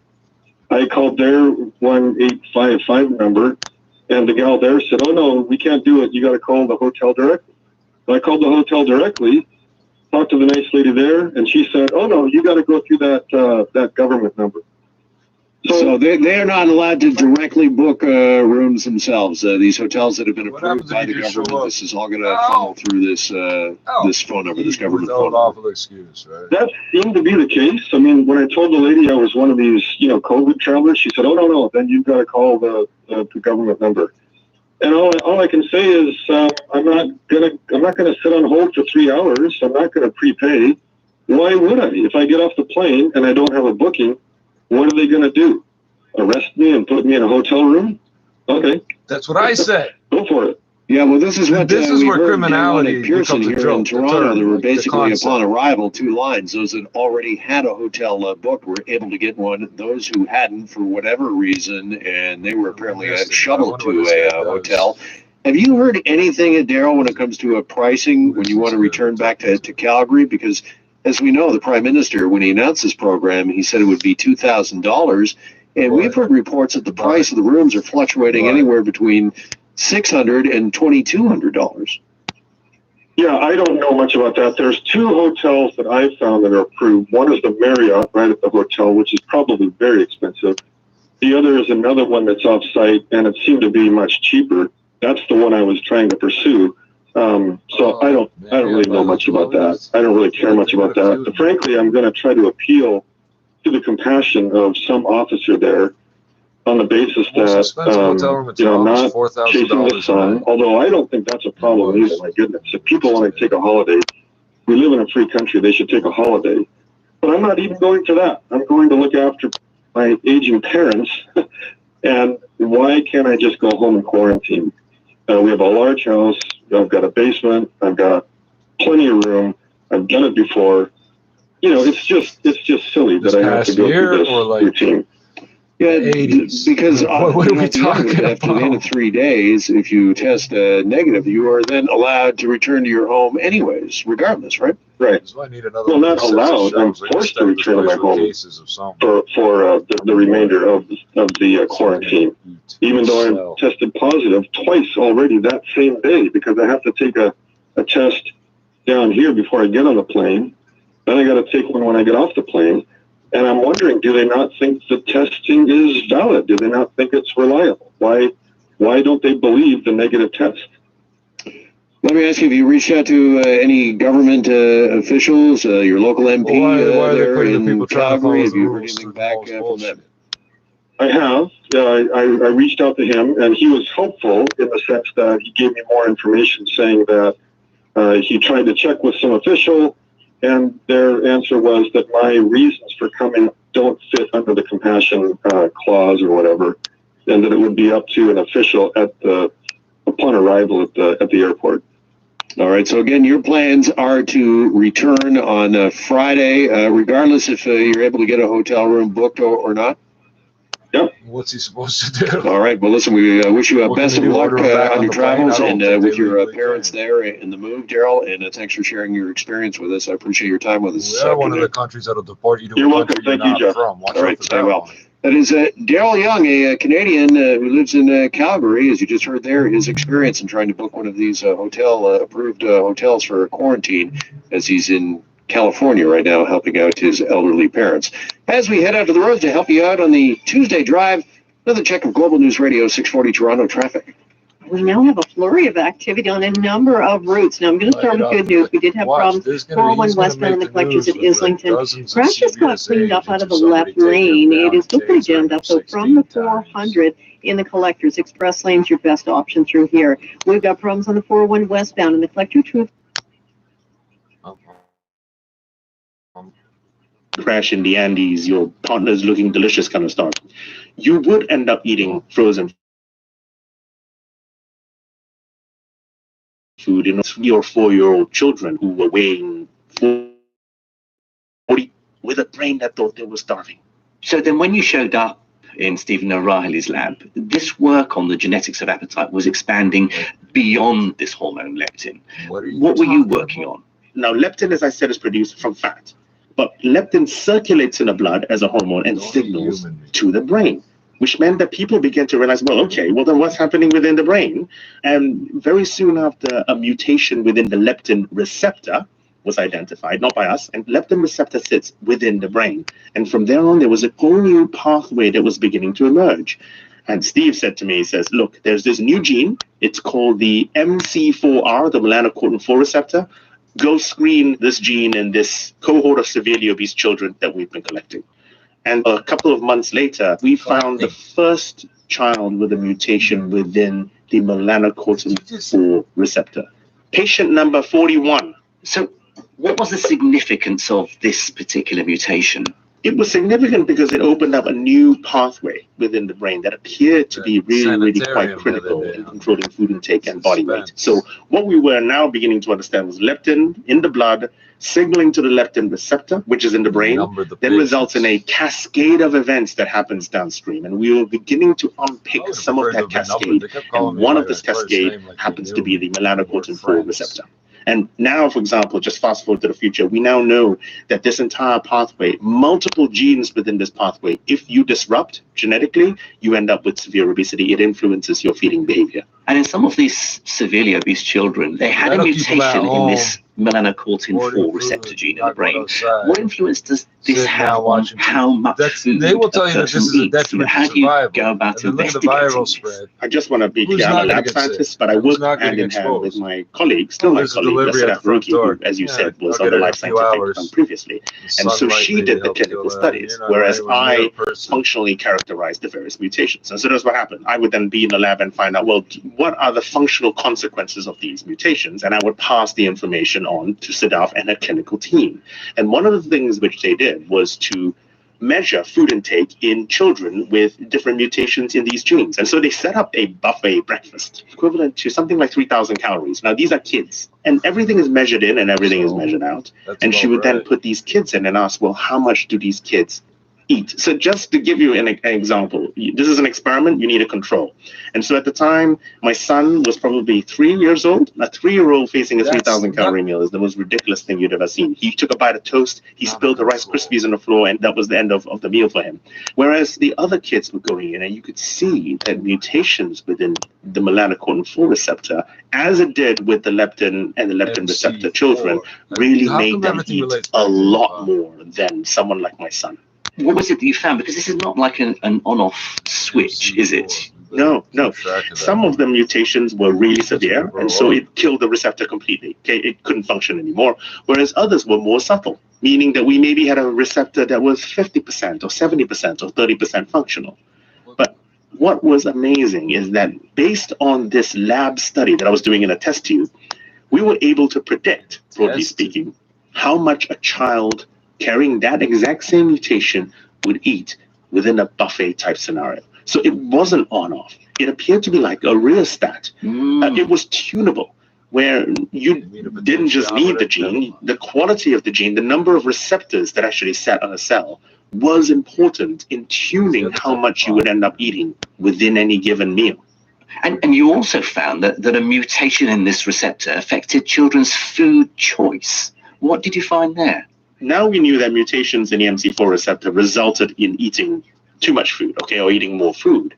So what Siddharth did was she ended up with an experiment where she had low fat, medium fat, and high fat chicken korma. And then people that went in, they rated which one they liked, and then they ate as much of what they liked as possible.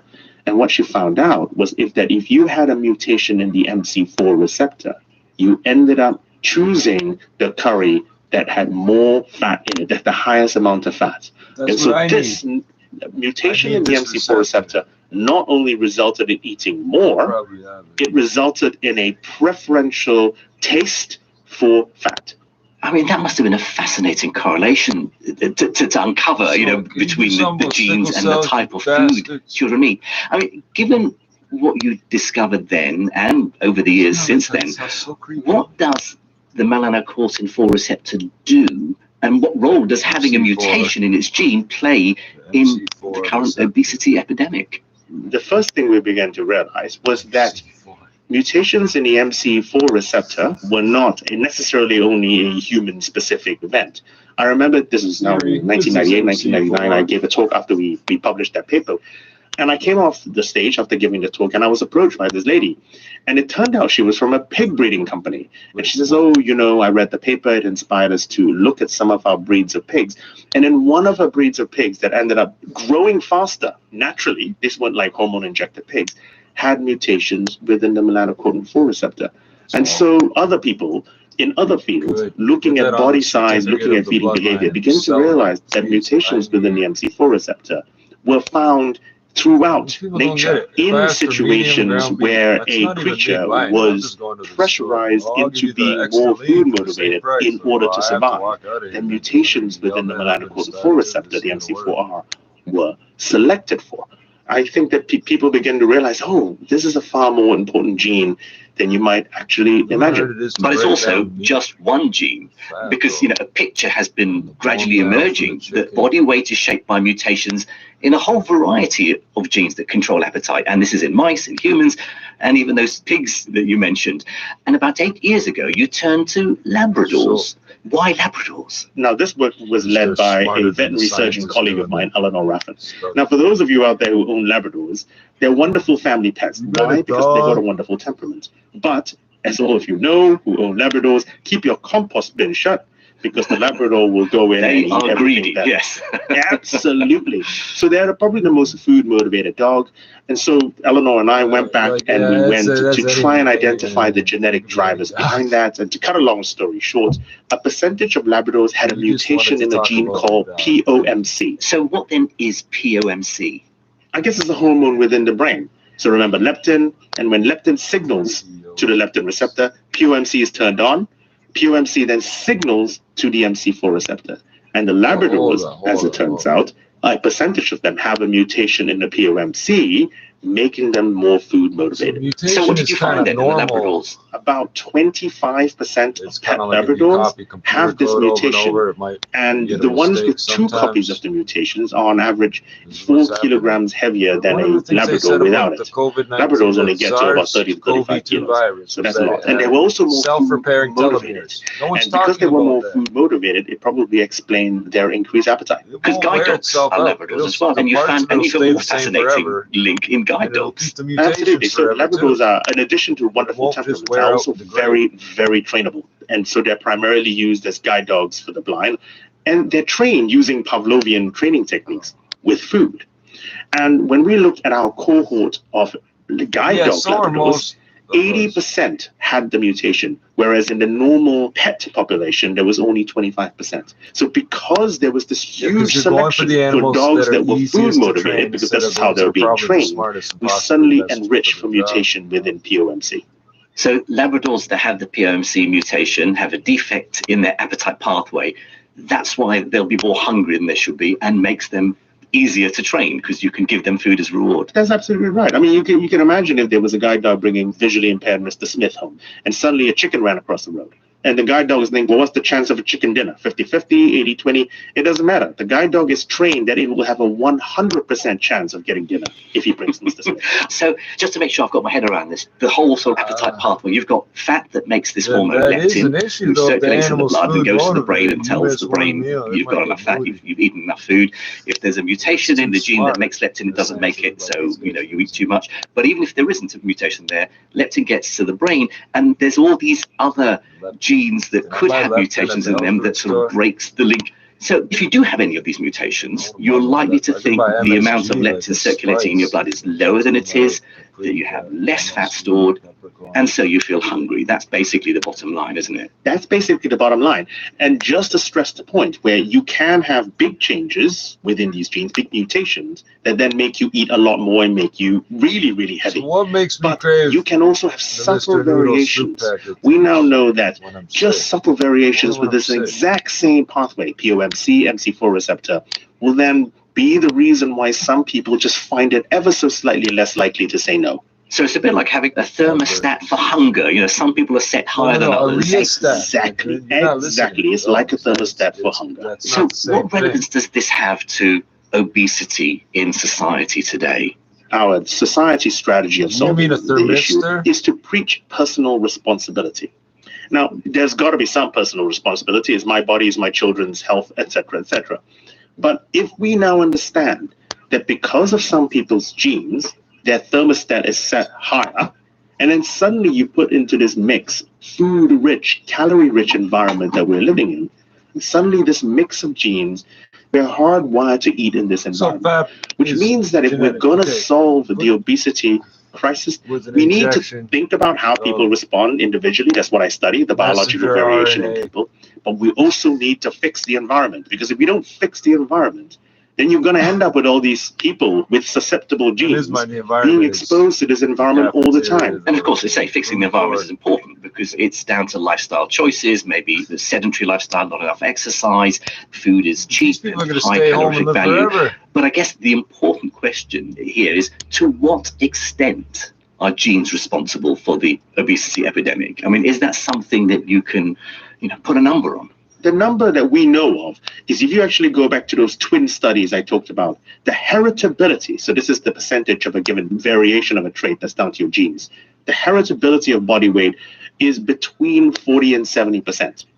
So it is quite high, but it is not all about your genes. Your genes simply influence your behavior around the food environment you're in. I guess people misunderstand when we study genetics that your genes determine who you are, and that's not actually true. I mean, clearly your genes bracket a set of possibilities, but they don't give you a point in space and time. They give you, within the set of possibilities, you can move up and move down. I mean, I will never ever run as fast as Usain Bolt, and it's because of my genes that I'm sticking to it. But it doesn't mean that if I train, I won't run faster than I do now. So I think while your genes bracket a set of possibilities, there is the opportunity to tweak yourself between those possibilities. How much then is body weight also a choice? Someone might choose pizza over a healthier lifestyle. You see, but all of this is going to be down to your genes. So I don't think that body weight, or certainly feeding behavior, is a choice. And this is the important point. We do not gain or lose weight overnight. Our body weight is a function of thousands of different feeding decisions over many years. And imagine, though, because of your genetic hand of cards that you've been played, that you are 5% less likely to say no. Okay? So while each meal is a binary decision of yes or no, I do want to eat the pizza, over thousands of decisions, if you are 5% less likely, that's hundreds of thousands of calories over a big period of time, which is why some people are small, medium, and large. In casino terms, the house always wins, depending on what your cards are. So it may be a choice from any given meal. Over the time period we're talking about, to be able to change body weight, it is not a choice. And is this role of genetics now recognized in the way obesity is being tackled? The prevailing view in society, from the notional man or woman in the pub all the way up to our policymakers and government, is still that it is a choice. And this is a problem, because until we understand the biological variation underlying appetite, and that some people find it more difficult to say no, we will not be putting together the correct long-term and sustainable strategy to fix the obesity crisis that we are in now. Well, Giles, I'm lucky enough not to have a weight problem. The fact that I have a sweet tooth and a liking for bars of a certain brand of milk chocolate, probably going to be down to your genes, in part. Well, I guess yes, but I still have that choice. I don't have to battle against this. But what should people do? How does this knowledge help us tackle the problem of obesity? And that's a very good question. Look, I think the first is to look at your parents. Very depressing, but it's true. You are looking at a vision of your future self. And secondly, if you think you need to lose weight, then you need to be honest with your own feeling behavior. Do I like chocolate? Do I like cold scratchings? I love cold scratchings.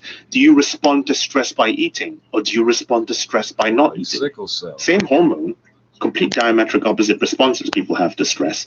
Do I feel hungry all the time? Do I eat without thinking? And so once you are honest with your own feeding behavior, this is the cookie scenario, you can then at least control the environment you can control, which is your house. Whereas the broader impact of society, this is why I go out and I speak and I write books and I talk about things in order to try and push the message that we have a societal responsibility to fix the environment if we want to seriously tackle the problem of obesity and diet-related illnesses. An obese person is not morally bereft, they're not bad, they're fighting their biology. Well, all this talk has made me feel rather peckish. Giles Yeo, thank you very much for sharing your life scientific. It's been a pleasure.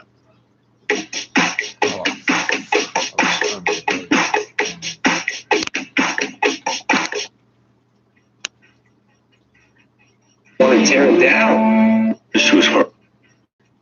It was extensive. How bad? New Amsterdam. New season Tuesday, March 2nd on Global. Also available on Stat TV.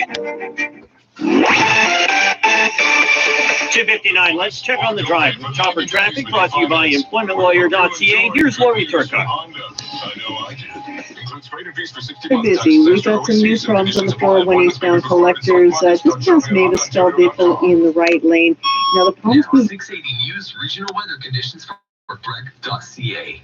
Take a little, pay a little. A Flexi line by Capital Direct allows you to take only what you need when you want it. Call Capital Direct today at 1-800-NEW-CAPITAL to see what's available for you. In Brampton, partly cloudy, 3 degrees. Oakville overcast and 4. Downtown Toronto, mostly cloudy and 5 degrees. 680 News is CFTR AM Toronto. It's 3 o'clock. Toronto's #1 for breaking news, traffic, and weather. This is 680 News. Good afternoon. It is Tuesday, February 23rd. I'm James Monroe. I'm Sljana Tavinzik. Here are the top stories right now. With breaking news from the Los Angeles County Sheriff's Department, golfer Tiger Woods has been seriously injured after a single vehicle car crash earlier today. His agent says he suffered multiple leg injuries. Full report in seconds. One man killed by Toronto police gunfire at a housing building on George Street. You've got some children, which is a real shame. It all began with a missing person homicide case. Peel's top doctor says it's a race between the COVID-19 variants and the vaccine. He stresses we need to move gradually to avoid or mitigate a third wave of the virus. And we'll have more on Tiger Woods, who is dealing with multiple leg injuries from today's single vehicle accident in LA. Raptors in action tonight. Sports at 15. Stocks lower, TSX down 78 points. Technology shares getting hammered. Business at 26. 680 News Time 301. Traffic and weather together on the ones. Carrie Prunskis. This report is brought to you by 407 ETR. A couple of new problems on the westbound 401. West of Kipling, the left lane is partially blocked because of a stalled vehicle. It's slow going as you approach Islington and the Express to west of Kipling. Then westbound 401 west of Mississauga Road, the left lane, that's fully blocked because of a stalled vehicle. Heavy backup now from here, Ontario on the Express, and from Mavis and the Collectors to west of Mississauga Road. Eastbound on the 401, east of Mavis and the Collectors, the right lane is blocked because of a stalled vehicle. Not much of a delay there. It's busy across the city, though. Eastbound 401 from east of the 427 to the 400 Express and Collectors. And MTO crews have now blocked off the northbound Markham Road ramp to the eastbound 401. That is due to a collision. Eastbound 407 approaching the 404. 3 right lanes are closed for collision cleanup, so traffic is reduced to just the left lane. And in addition to that, the northbound Bayview ramp to the eastbound 407 is shut down, as well as the eastbound 407 ramp to Leslie. That is closed off. Download the 407 ETR app today and get personalized updates on your regular routes, instant trip summaries, and more. Available on the App Store and Google Play.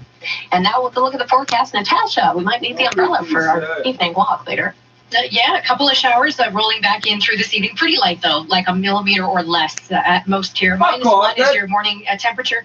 And especially if you live across the north and east end of the city, I think downtown will be dry and overcast to start. But we could see some wet flurries off to the north and east to start. Some good sunshine for a couple of hours through the late morning, and you're going to be thinking, oh, this is so nice. And then by the afternoon, we get those showers back again. Tomorrow's high mild, though, at 6 degrees. Tonight, we're down to a low of -1. It is currently 3 degrees at Pearson. 680 News Time, 3:03. Breaking news from the Los Angeles County Sheriff's Department. Golfer Tiger Woods seriously injured after a single vehicle crash earlier today. Alex Xero, the latest from Sportsnet 590 The Fan. They say the vehicle sustained major damage and Tiger had to be extricated with the jaws of life. Tiger was transported by ambulance to hospital. Woods' agent tells Golf Digest that Tiger suffered multiple leg injuries. He's currently in surgery. Police sources tell TMZ they don't believe alcohol was a factor, but they haven't said whether any other substance was possibly involved. Stay with 680 News for the latest on this developing story. The 680 News, the SIU's been called in after a man was shot and killed by police early this morning in a building downtown. 680's Mark Douglas joins us live with that story. Mark. James, it began quite early this morning with a police investigation, and it ended with a 45-year-old man dead in hospital from police gunfire. There are bullet holes clearly visible in the third-floor window, and a dumpster area is cordoned off with yellow police tape. The SIU now looking into why a pair of Toronto police officers had to shoot a man here at this community housing building at 291 George Street at about 3:30 in the morning. He's got some children, which is a real shame. Robin knows in passing the man who died. She was down on the second floor and heard 3 shots going off above, but says in downtown Toronto, she keeps her head down and stays clear. Turn down the movie and listen for, if there was anything else to be aware of. It just breaks my heart that something like that has to happen. Acting Toronto Police Chief James Raymer could not say much more now that the SIU is involved, but he cannot confirm who is this missing person at the root of all this. He describes this as a kind of combination missing person homicide investigation that brought police out here in the first place. A coroner's van arrived at the scene after the man shot by police had already been taken away by ambulance. Reporting live near Jarvis and Dundas, I'm Mark Douglas. We have an update from Toronto police who say a second teenage boy has been charged in the shooting of a 14-year-old girl in North York. It happened almost 2 weeks ago. The girl was shot in the head inside an apartment in a building on Stone Court near Jane and Finch. Police say there were several young people together at the time. The girl remains in hospital. Her condition described as stable but life-altering. A 16-year-old boy surrendered to police at 31 Division yesterday. He's been charged with several gun-related counts. Last Thursday, a 17-year-old boy was charged in the case. This portion of the news brought to you by Bernie Home Safe. A panel of Ontario doctors is looking at how to prevent or mitigate a third wave of COVID. 680's Phil Martino is listening in and joins us live with some of the recommendations. Phil. James, Dr. Smith Hill, president of the Ontario Medical Association, says the new variants of concern are potentially much more infectious than the original strain. So it's important to understand that given that it takes a while for an infected person to show symptoms, pandemic decisions are currently being made using our best available evidence, but those case numbers reflect a situation that is several weeks old. It takes even longer when the tests are done for the variants and the results are reported. And what all of that means is that we could well be into a third wave long before we see the daily case count start to rise. So how do you avoid that? Dr. Lawrence Lowe-Peels, medical officer of health, says, firstly, we need to reopen gradually, and our vaccine is also key. We do know that it is very much a race between the variants and the vaccine, and to the extent that we're remaining gradually and reopening, you're not going to kill off the variants to mitigate and hopefully minimize the spread of the variants. It doesn't matter if you try to do it, it's not going to happen. You're not going to kill off the variants. So how the fuck is this a race between the vaccine and the variants? Dr. Lowe says caution at the border and following public health measures are also important in the fight against a third wave. Phil Martino, 680 News. Today, the province is reporting fewer than 1,000 new cases of COVID-19. Here's 680's Irene Parkland. 975 new cases are being reported today. More than half of those are in Toronto and Peel region, both of which are still in lockdown. The earliest that could end is March the 8th. Mississauga Mayor Bonnie Crombie tells me she's hopeful Peel will move into the coded system.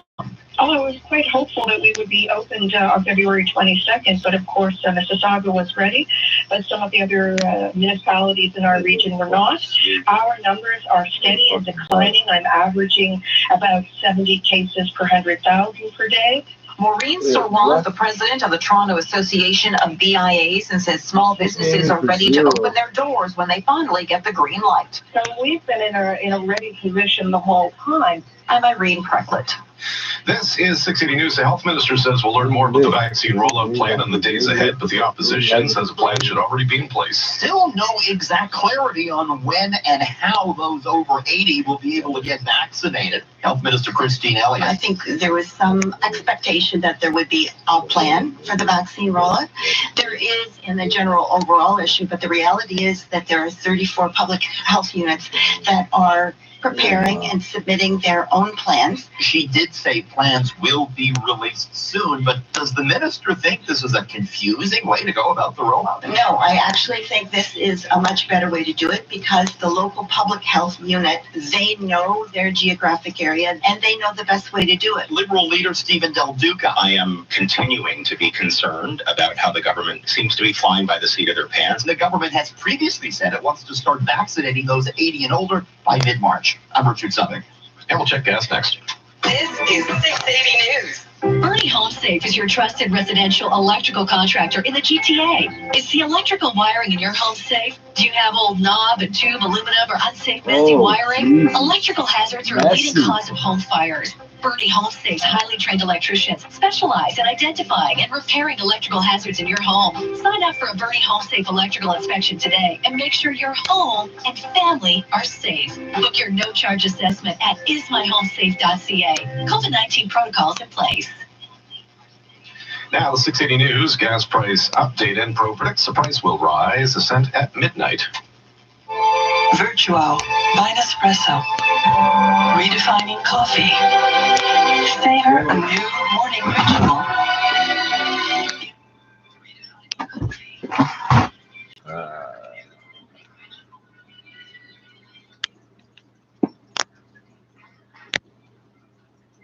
He did have that fifth back surgery I alluded to in late December and was trying to, I guess, recover and reclaim because he likes to play in those big majors. That's really what still propels him at the age of 45. However, it's maybe right now premature to speculate where this is all going. But I'm just kind of curious, too, in the event that you get into an accident of this magnitude, and a lot of people have, they've come back off accidents, or they've never been able to pursue their passion again because there's an injury. In the case of Ben Hogan that I cited, for example, they were saying the doctors were there was so much extensive nerve damage that he'd never really recover to his past playing proficiency. And he proved them all wrong. He went on to win several major tournaments in the immediate years afterwards. He just, I don't know, it was a miraculous recovery. So hopefully there's something. And she was in good condition as well. I don't know exactly what's happened to her. In Al Sadaka Hospital in the city of Aden, Dr. Maha Suleiman has a patient who is deteriorating rapidly. Gada's tiny fists are clenched, her body rigid with pain. She has severe acute malnutrition and a high fever. When I found the really sick children and they coming deteriorated or not responding to treatment, it's very hard. Even we have some of the sleep disturbance really for me. I have a sleep disturbance some nights and it's very hard and painful. And we have even no time to change the sheet of the bed. Just to change the sheet and other patient is just coming. Even as the young are wasting away here, cuts in international donations mean reductions in food aid. The UN says Yemenis are not starving, they are being starved. Since we visited the hospital, Gada has died. And Justin Trudeau. That was a weekend reporting from southern Yemen. Well, Samark Lokok is the UN Undersecretary General for Humanitarian Affairs and joins us now from New York. Samark, welcome to NewsHour. I'm sure you would say that the first responsibility in all this is on the warring parties, and we'll get to them. But just in terms of the funding that you have received, that's been pledged to you by nations around the world, it's fallen incredibly far short of what was pledged last year, hasn't it? Yeah, and what Orla and Claire put together in the report you just played there is not just an isolated thing. That is a description of what's happening over the whole of Yemen, affecting millions of people. Yesterday I spoke to people in a dozen different places across the country, and I heard the same stories from all of them. And the single biggest reason why the situation is now worse than it's ever been is because of this collapse in funding. In 2019, we raised $3.4 billion. We were able to feed 13.5 million people a month. Last year, that collapsed, and we had to cut 4 million people out of our monthly programs, and those are the people who are starving. Yeah, I mean, according to your own figures that I've got in front of me, you got less than a third of what was required last year, even though that was a much smaller figure than the year before. I mean, I dare say you may be reluctant to point particular fingers, but I mean, again, just going through the figures, those in the region, those who have been most closely involved in this war, Saudi Arabia, means it pledged $500 million, it's only come up with half that. UAE, which was a party to the war until last year, from the figures I've got in front of me, they've contributed nothing. And this is shameful, isn't it? It is a huge problem for us that we had a lot of money given to us by Gulf countries in 2018 and 2019, and much, much less in 2020. And I do understand there's frustrations that the war has gone on. Everybody had economic problems last year because of COVID. These are rich countries. Everybody is infuriated by the behavior of the various parties. Saudi Arabia legitimately is outraged by the rebels sending missiles into its own territory. But the point is, millions of starving children should not be the people who pay the price of that. Everyone has a responsibility to protect the innocent and to keep them alive while hopefully a peace process develops and the men with guns and bombs finally are persuaded to find a different solution to their problems. Well, clearly, peace will be the big solution to this. In the meantime, how far are you concerned that the parties to the conflict are continuing to blockade aid? Yes, the ongoing fighting and the difficulty of getting aid all around the country, in the north where the Houthi rebels are in control, and in the south, and the difficulty of getting into the ports. After the money, that's the second biggest problem. And but despite those problems, we fight our way through all those constraints, and if we have the money, we can prevent the loss of millions of lives.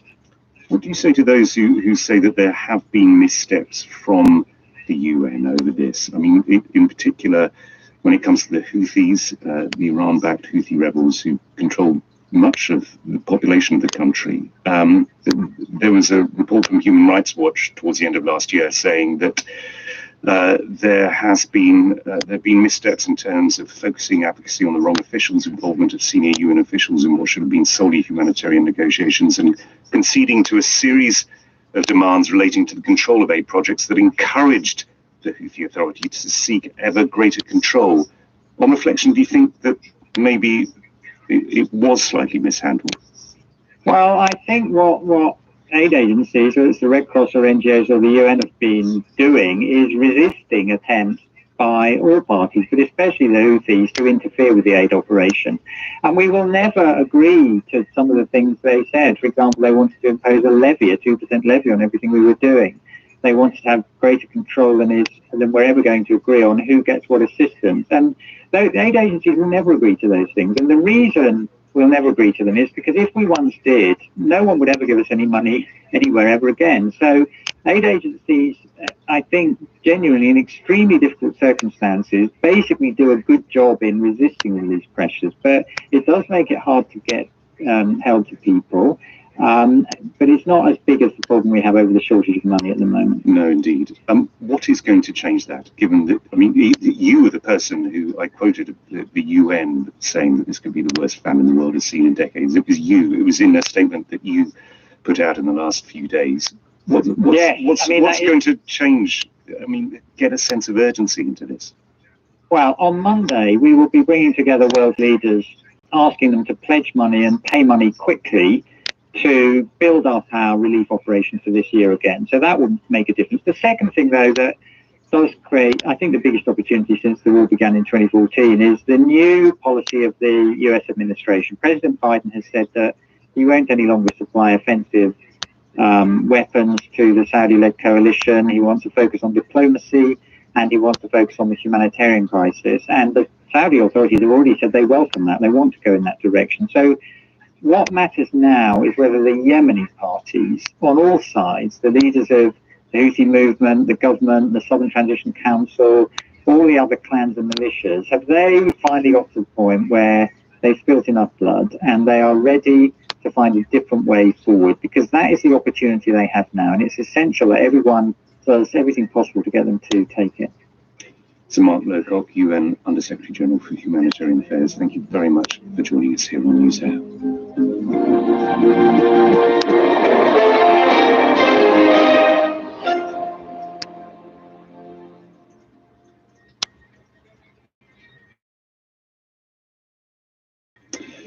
Coming up on the programme, we're going to be keeping our eyes on a story of the US, which is that Tiger Woods, the golfer, has been involved in a car crash and has been taken to hospital with leg injuries.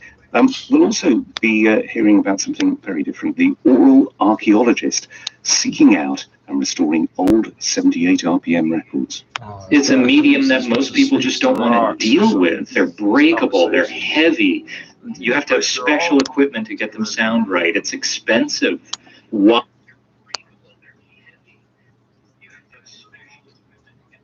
In a serious car crash or rollover in Southern California. Well, I'm guessing that's their local time, so just after 10 hours, but still, you know, when you have these kinds of incidents happen, and let's say you're a very high-level elite athlete, there's a good chance that you're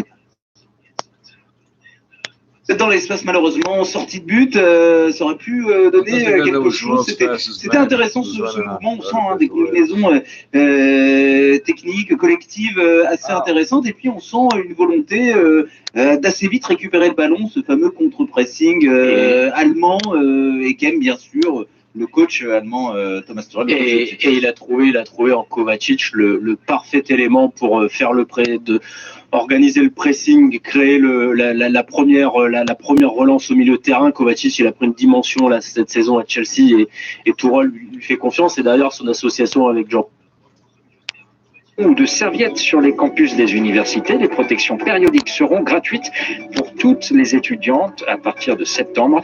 C'est ce qu'annonce la ministre de l'Enseignement supérieur, Frédérique Vidal. Et puis le football, les huitièmes de finale aller de la Ligue des Champions. Deux matchs à suivre ce soir. L'Atlético Madrid face à Chelsea, 0-0 entre les deux équipes pour le moment. Et puis le Bayern Munich mène 1-0 face à la Lazio Rome. France Info. Le club des correspondants de France Info, comme tous les soirs, direction Israël. Bonsoir Frédéric Métézo. Bonsoir à tous. Alors on va parler du passeport vert vaccinal avec vous, mais d'abord, vous nous parlez d'une marée noire. Oui, du bitume en Israël sur les plages de Méditerranée, peut-être la marée noire la plus grave dans l'histoire du pays. Un bateau grec a perdu son chargement. Des militants d'associations environnementales sont allés nettoyer, mais ils ont été pris de malaise. Ils ont été relayés par l'armée. Le Premier ministre israélien Netanyahou s'est rendu sur les lieux, mais plusieurs ONG reprochent au gouvernement d'avoir pris conscience trop tardivement de la catastrophe. Allez, venons-en maintenant au déconfinement, entamé dimanche matin, et à la mise en place du passeport vert vaccinal donc. Oui, les centres commerciaux, les boutiques dites non essentielles, les musées et les bibliothèques ont rouvert pour tous dans le respect des gestes barrières. La moitié des 9 millions d'Israéliens ont reçu au moins une dose, un tiers ont reçu les 2 doses. Résultat, une semaine après la deuxième injection, vous pouvez établir votre passeport vert sur le site ou sur l'appli du ministère de la Santé. Vous entrez votre état civil pour obtenir le certificat avec code barre et après, il vous permet d'accéder aux événements culturels, aux piscines ou aux salles de sport. Karine Chtevi dirige Holmes Place, c'est la première chaîne de salles de gym en Israël. Les gens sont tous excités après 5 mois de fermeture et presque 9 mois de corona. Beaucoup de secteurs avaient des solutions alternatives, comme acheter en ligne ou se faire livrer un repas de restaurant à domicile. Mais chez nous, il n'y a pas de solution de rechange, donc ça a été très difficile. Maintenant, on a rouvert avec le passeport vert. Ce n'est pas la meilleure solution qu'on puisse trouver, mais bon, ça va quand même. J'espère que ça va changer quand on en sera à 4 millions de vaccinés avec les 2 doses. On aurait préféré que le gouvernement nous considère comme étant du secteur de la santé. C'est ce qu'on est, on prend soin des gens. Mais le gouvernement a décidé de lancer le passeport en se disant que ça motiverait les jeunes pour aller se faire vacciner. Eh bien, je suis désolée, mais il a eu raison. Les restaurants et les cafés ne rouvriront que le 7 mars en Israël. Pour ceux qui ont le passeport vert, les salles de classe rouvrent par étapes et les frontières sont encore fermées. On termine, Frédéric, avec une drôle d'histoire, celle d'une Israélienne passée illégalement en Syrie et finalement rendue à Israël. Mardi soir dernier, réunion urgente du gouvernement, une Israélienne de 25 ans de soit là-bas. Ils sont mis sous le à droite, donc qui est quand même pas le garçon le plus rapide. Et quand on vous a un latéral qui est pas rapide dans un couloir, vous êtes en difficulté. Par exemple, beaucoup d'absents aussi. C'est vrai qu'on a fait la liste tout à l'heure. Il y a Moussiala qui est titulaire, elle a 17 ans. Le petit Moussiala, ouais, qui est passé par Chelsea, notamment, qui est international anglais, qui est passé par Chelsea. Le Roi Sané aussi, il est pas souvent titulaire, on va dire, avec le Bayern Munich. Voilà, c'est pas un second couteau, c'est un gros joueur, mais on va dire quand même qu'ils ont beaucoup d'absents et beaucoup. Has been made to provide just but timely justice in this case. But it is significant that someone has finally being punished and assumed responsibility for this murder. There is also the possibility, certainly from what we're hearing from sources within the police, that the stories that Ms. Muscat can be telling could, even wider than the specific case of Daphne Caruana Galizia, could expose the involvement of people in politics in organized crime. That was the Maltese journalist Emmanuel Delia.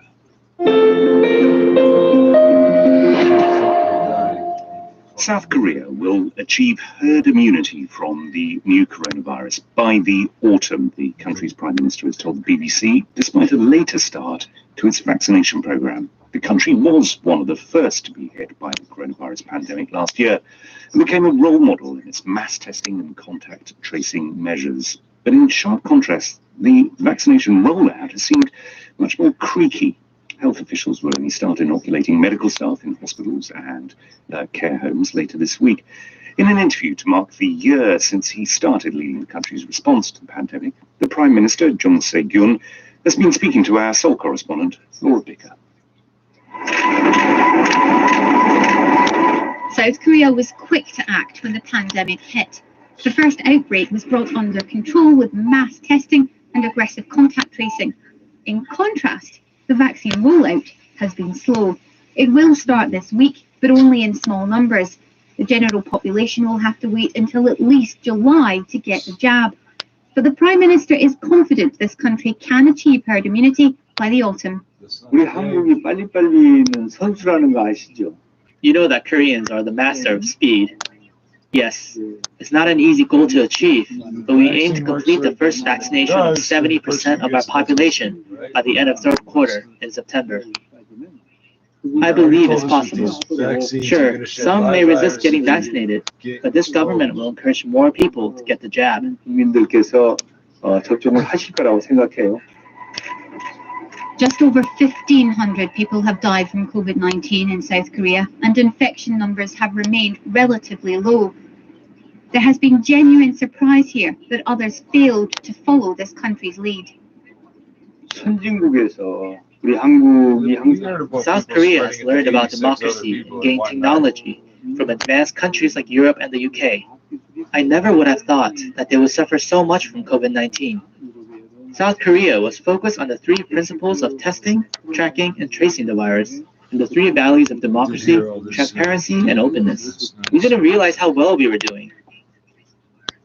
And that's basically my story. I mean, you know, I like you say, I feel for Tiger Woods. It's a really hard thing to go through. I'm thankful to be alive. Did it take anything away from you? I mean, you know, insofar as things that you love to do that you can no longer do as a result?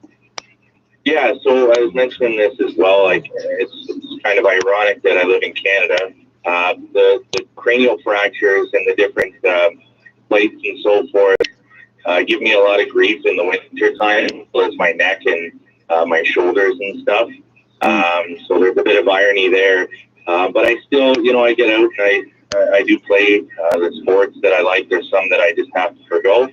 And certainly lengthy amounts of certain activities like sports and stuff. But like I say, you know, I could have been blind to the incidents that happened with my face.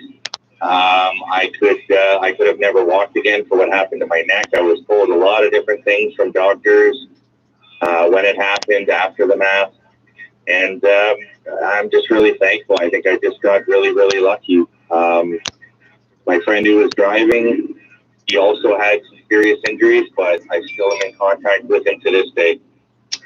All right, Chris, thanks for sharing that. Wish you the best going forward, and we're getting away from the cold weather, so the plates in your head ain't going to act up and create much discomfort for much longer this year anyway. You know, it's also people who suffer a number of concussions, let's say, and they've got to give it up, any kind of contact sport or anything where they might get even, you know, pick up hockey in the event that they might just, you know. Connect and do more business online. ConstantContact.com. And by Hint, fruit-infused water with no calories or sweeteners. Hint has over 25 flavors, including watermelon water that tastes like watermelon. In stores or deliver from drinkhint.com. Hint.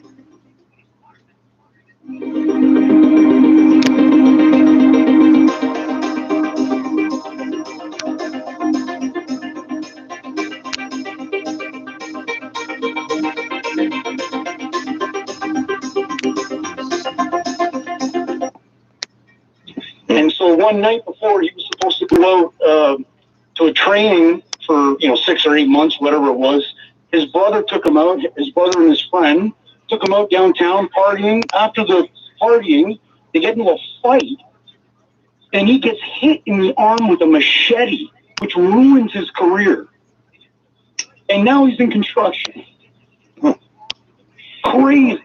Yeah. Well, that's the fragility of the human body, right? I mean, this is why we see with Tiger Woods, who knows what's going to happen now as a consequence, but the accident earlier this morning has seen him extricated by the jaws of life, which is never a good sign. I mean, that's real serious stuff. The whole cabin of the car being compacted around you, and they have to cut you out, and he's suffering leg injuries. He's in surgery as we speak. That's the latest word that we have, and any other word that advances the story, we'll relay to you right quick, because this one, while I don't know all the details, just in general, I'm thinking about people who get into accidents that are life-altering.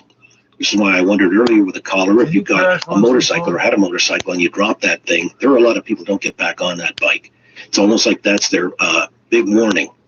They get a do-over in life, but in these cases, a lot of people don't get back. Well, they say you're supposed to get back on the horse to overcome your fear of horses.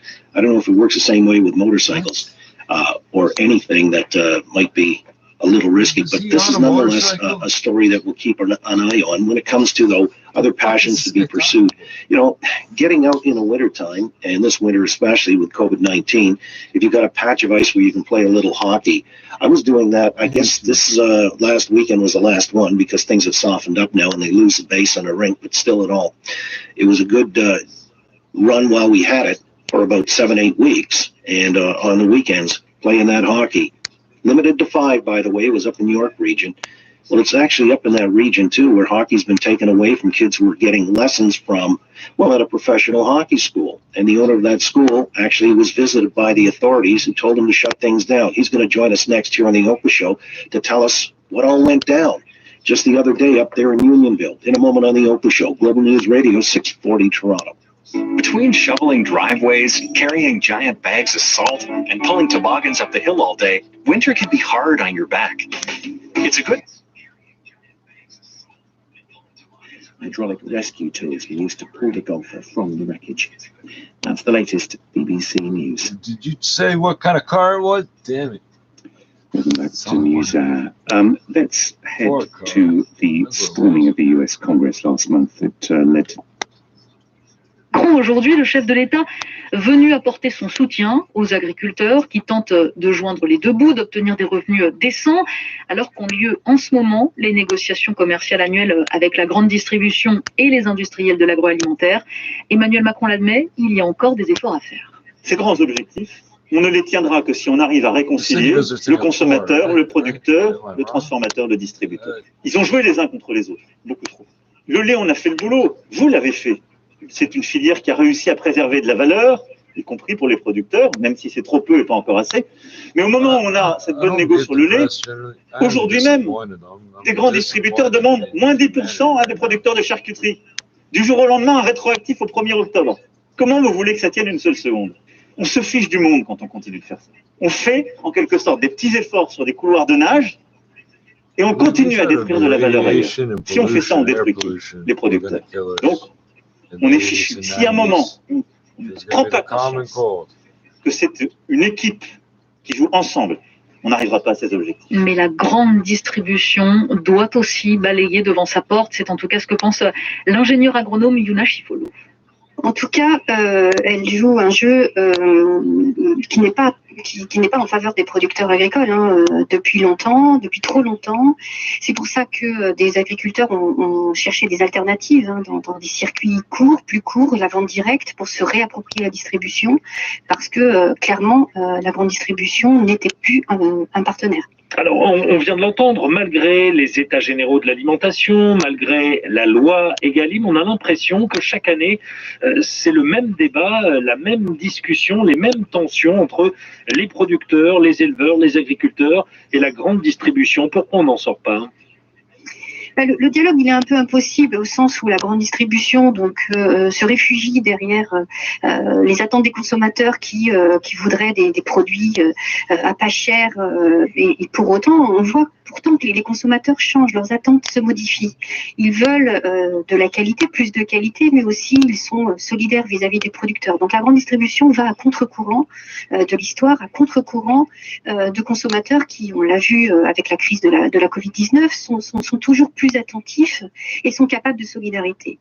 Par contre, il faut savoir justement expliquer et s'intéresser à la qualité des produits. Le consommateur peut payer un prix juste si justement on lui offre une qualité suffisante. Ce que ne fait pas non plus la grande distribution qui n'est pas à la hauteur justement de ses attentes de qualité. Mais est-ce que les gouvernements, et notamment le gouvernement français, ne sont pas prisonniers finalement des traités internationaux qu'ils signent? Je pense au CETA, au TAFTA par exemple. Ben c'est un peu le paradoxe, c'est-à-dire que comment finalement... Un match de très haut niveau à montrer dans toutes les écoles de football pour le spectacle. On repassera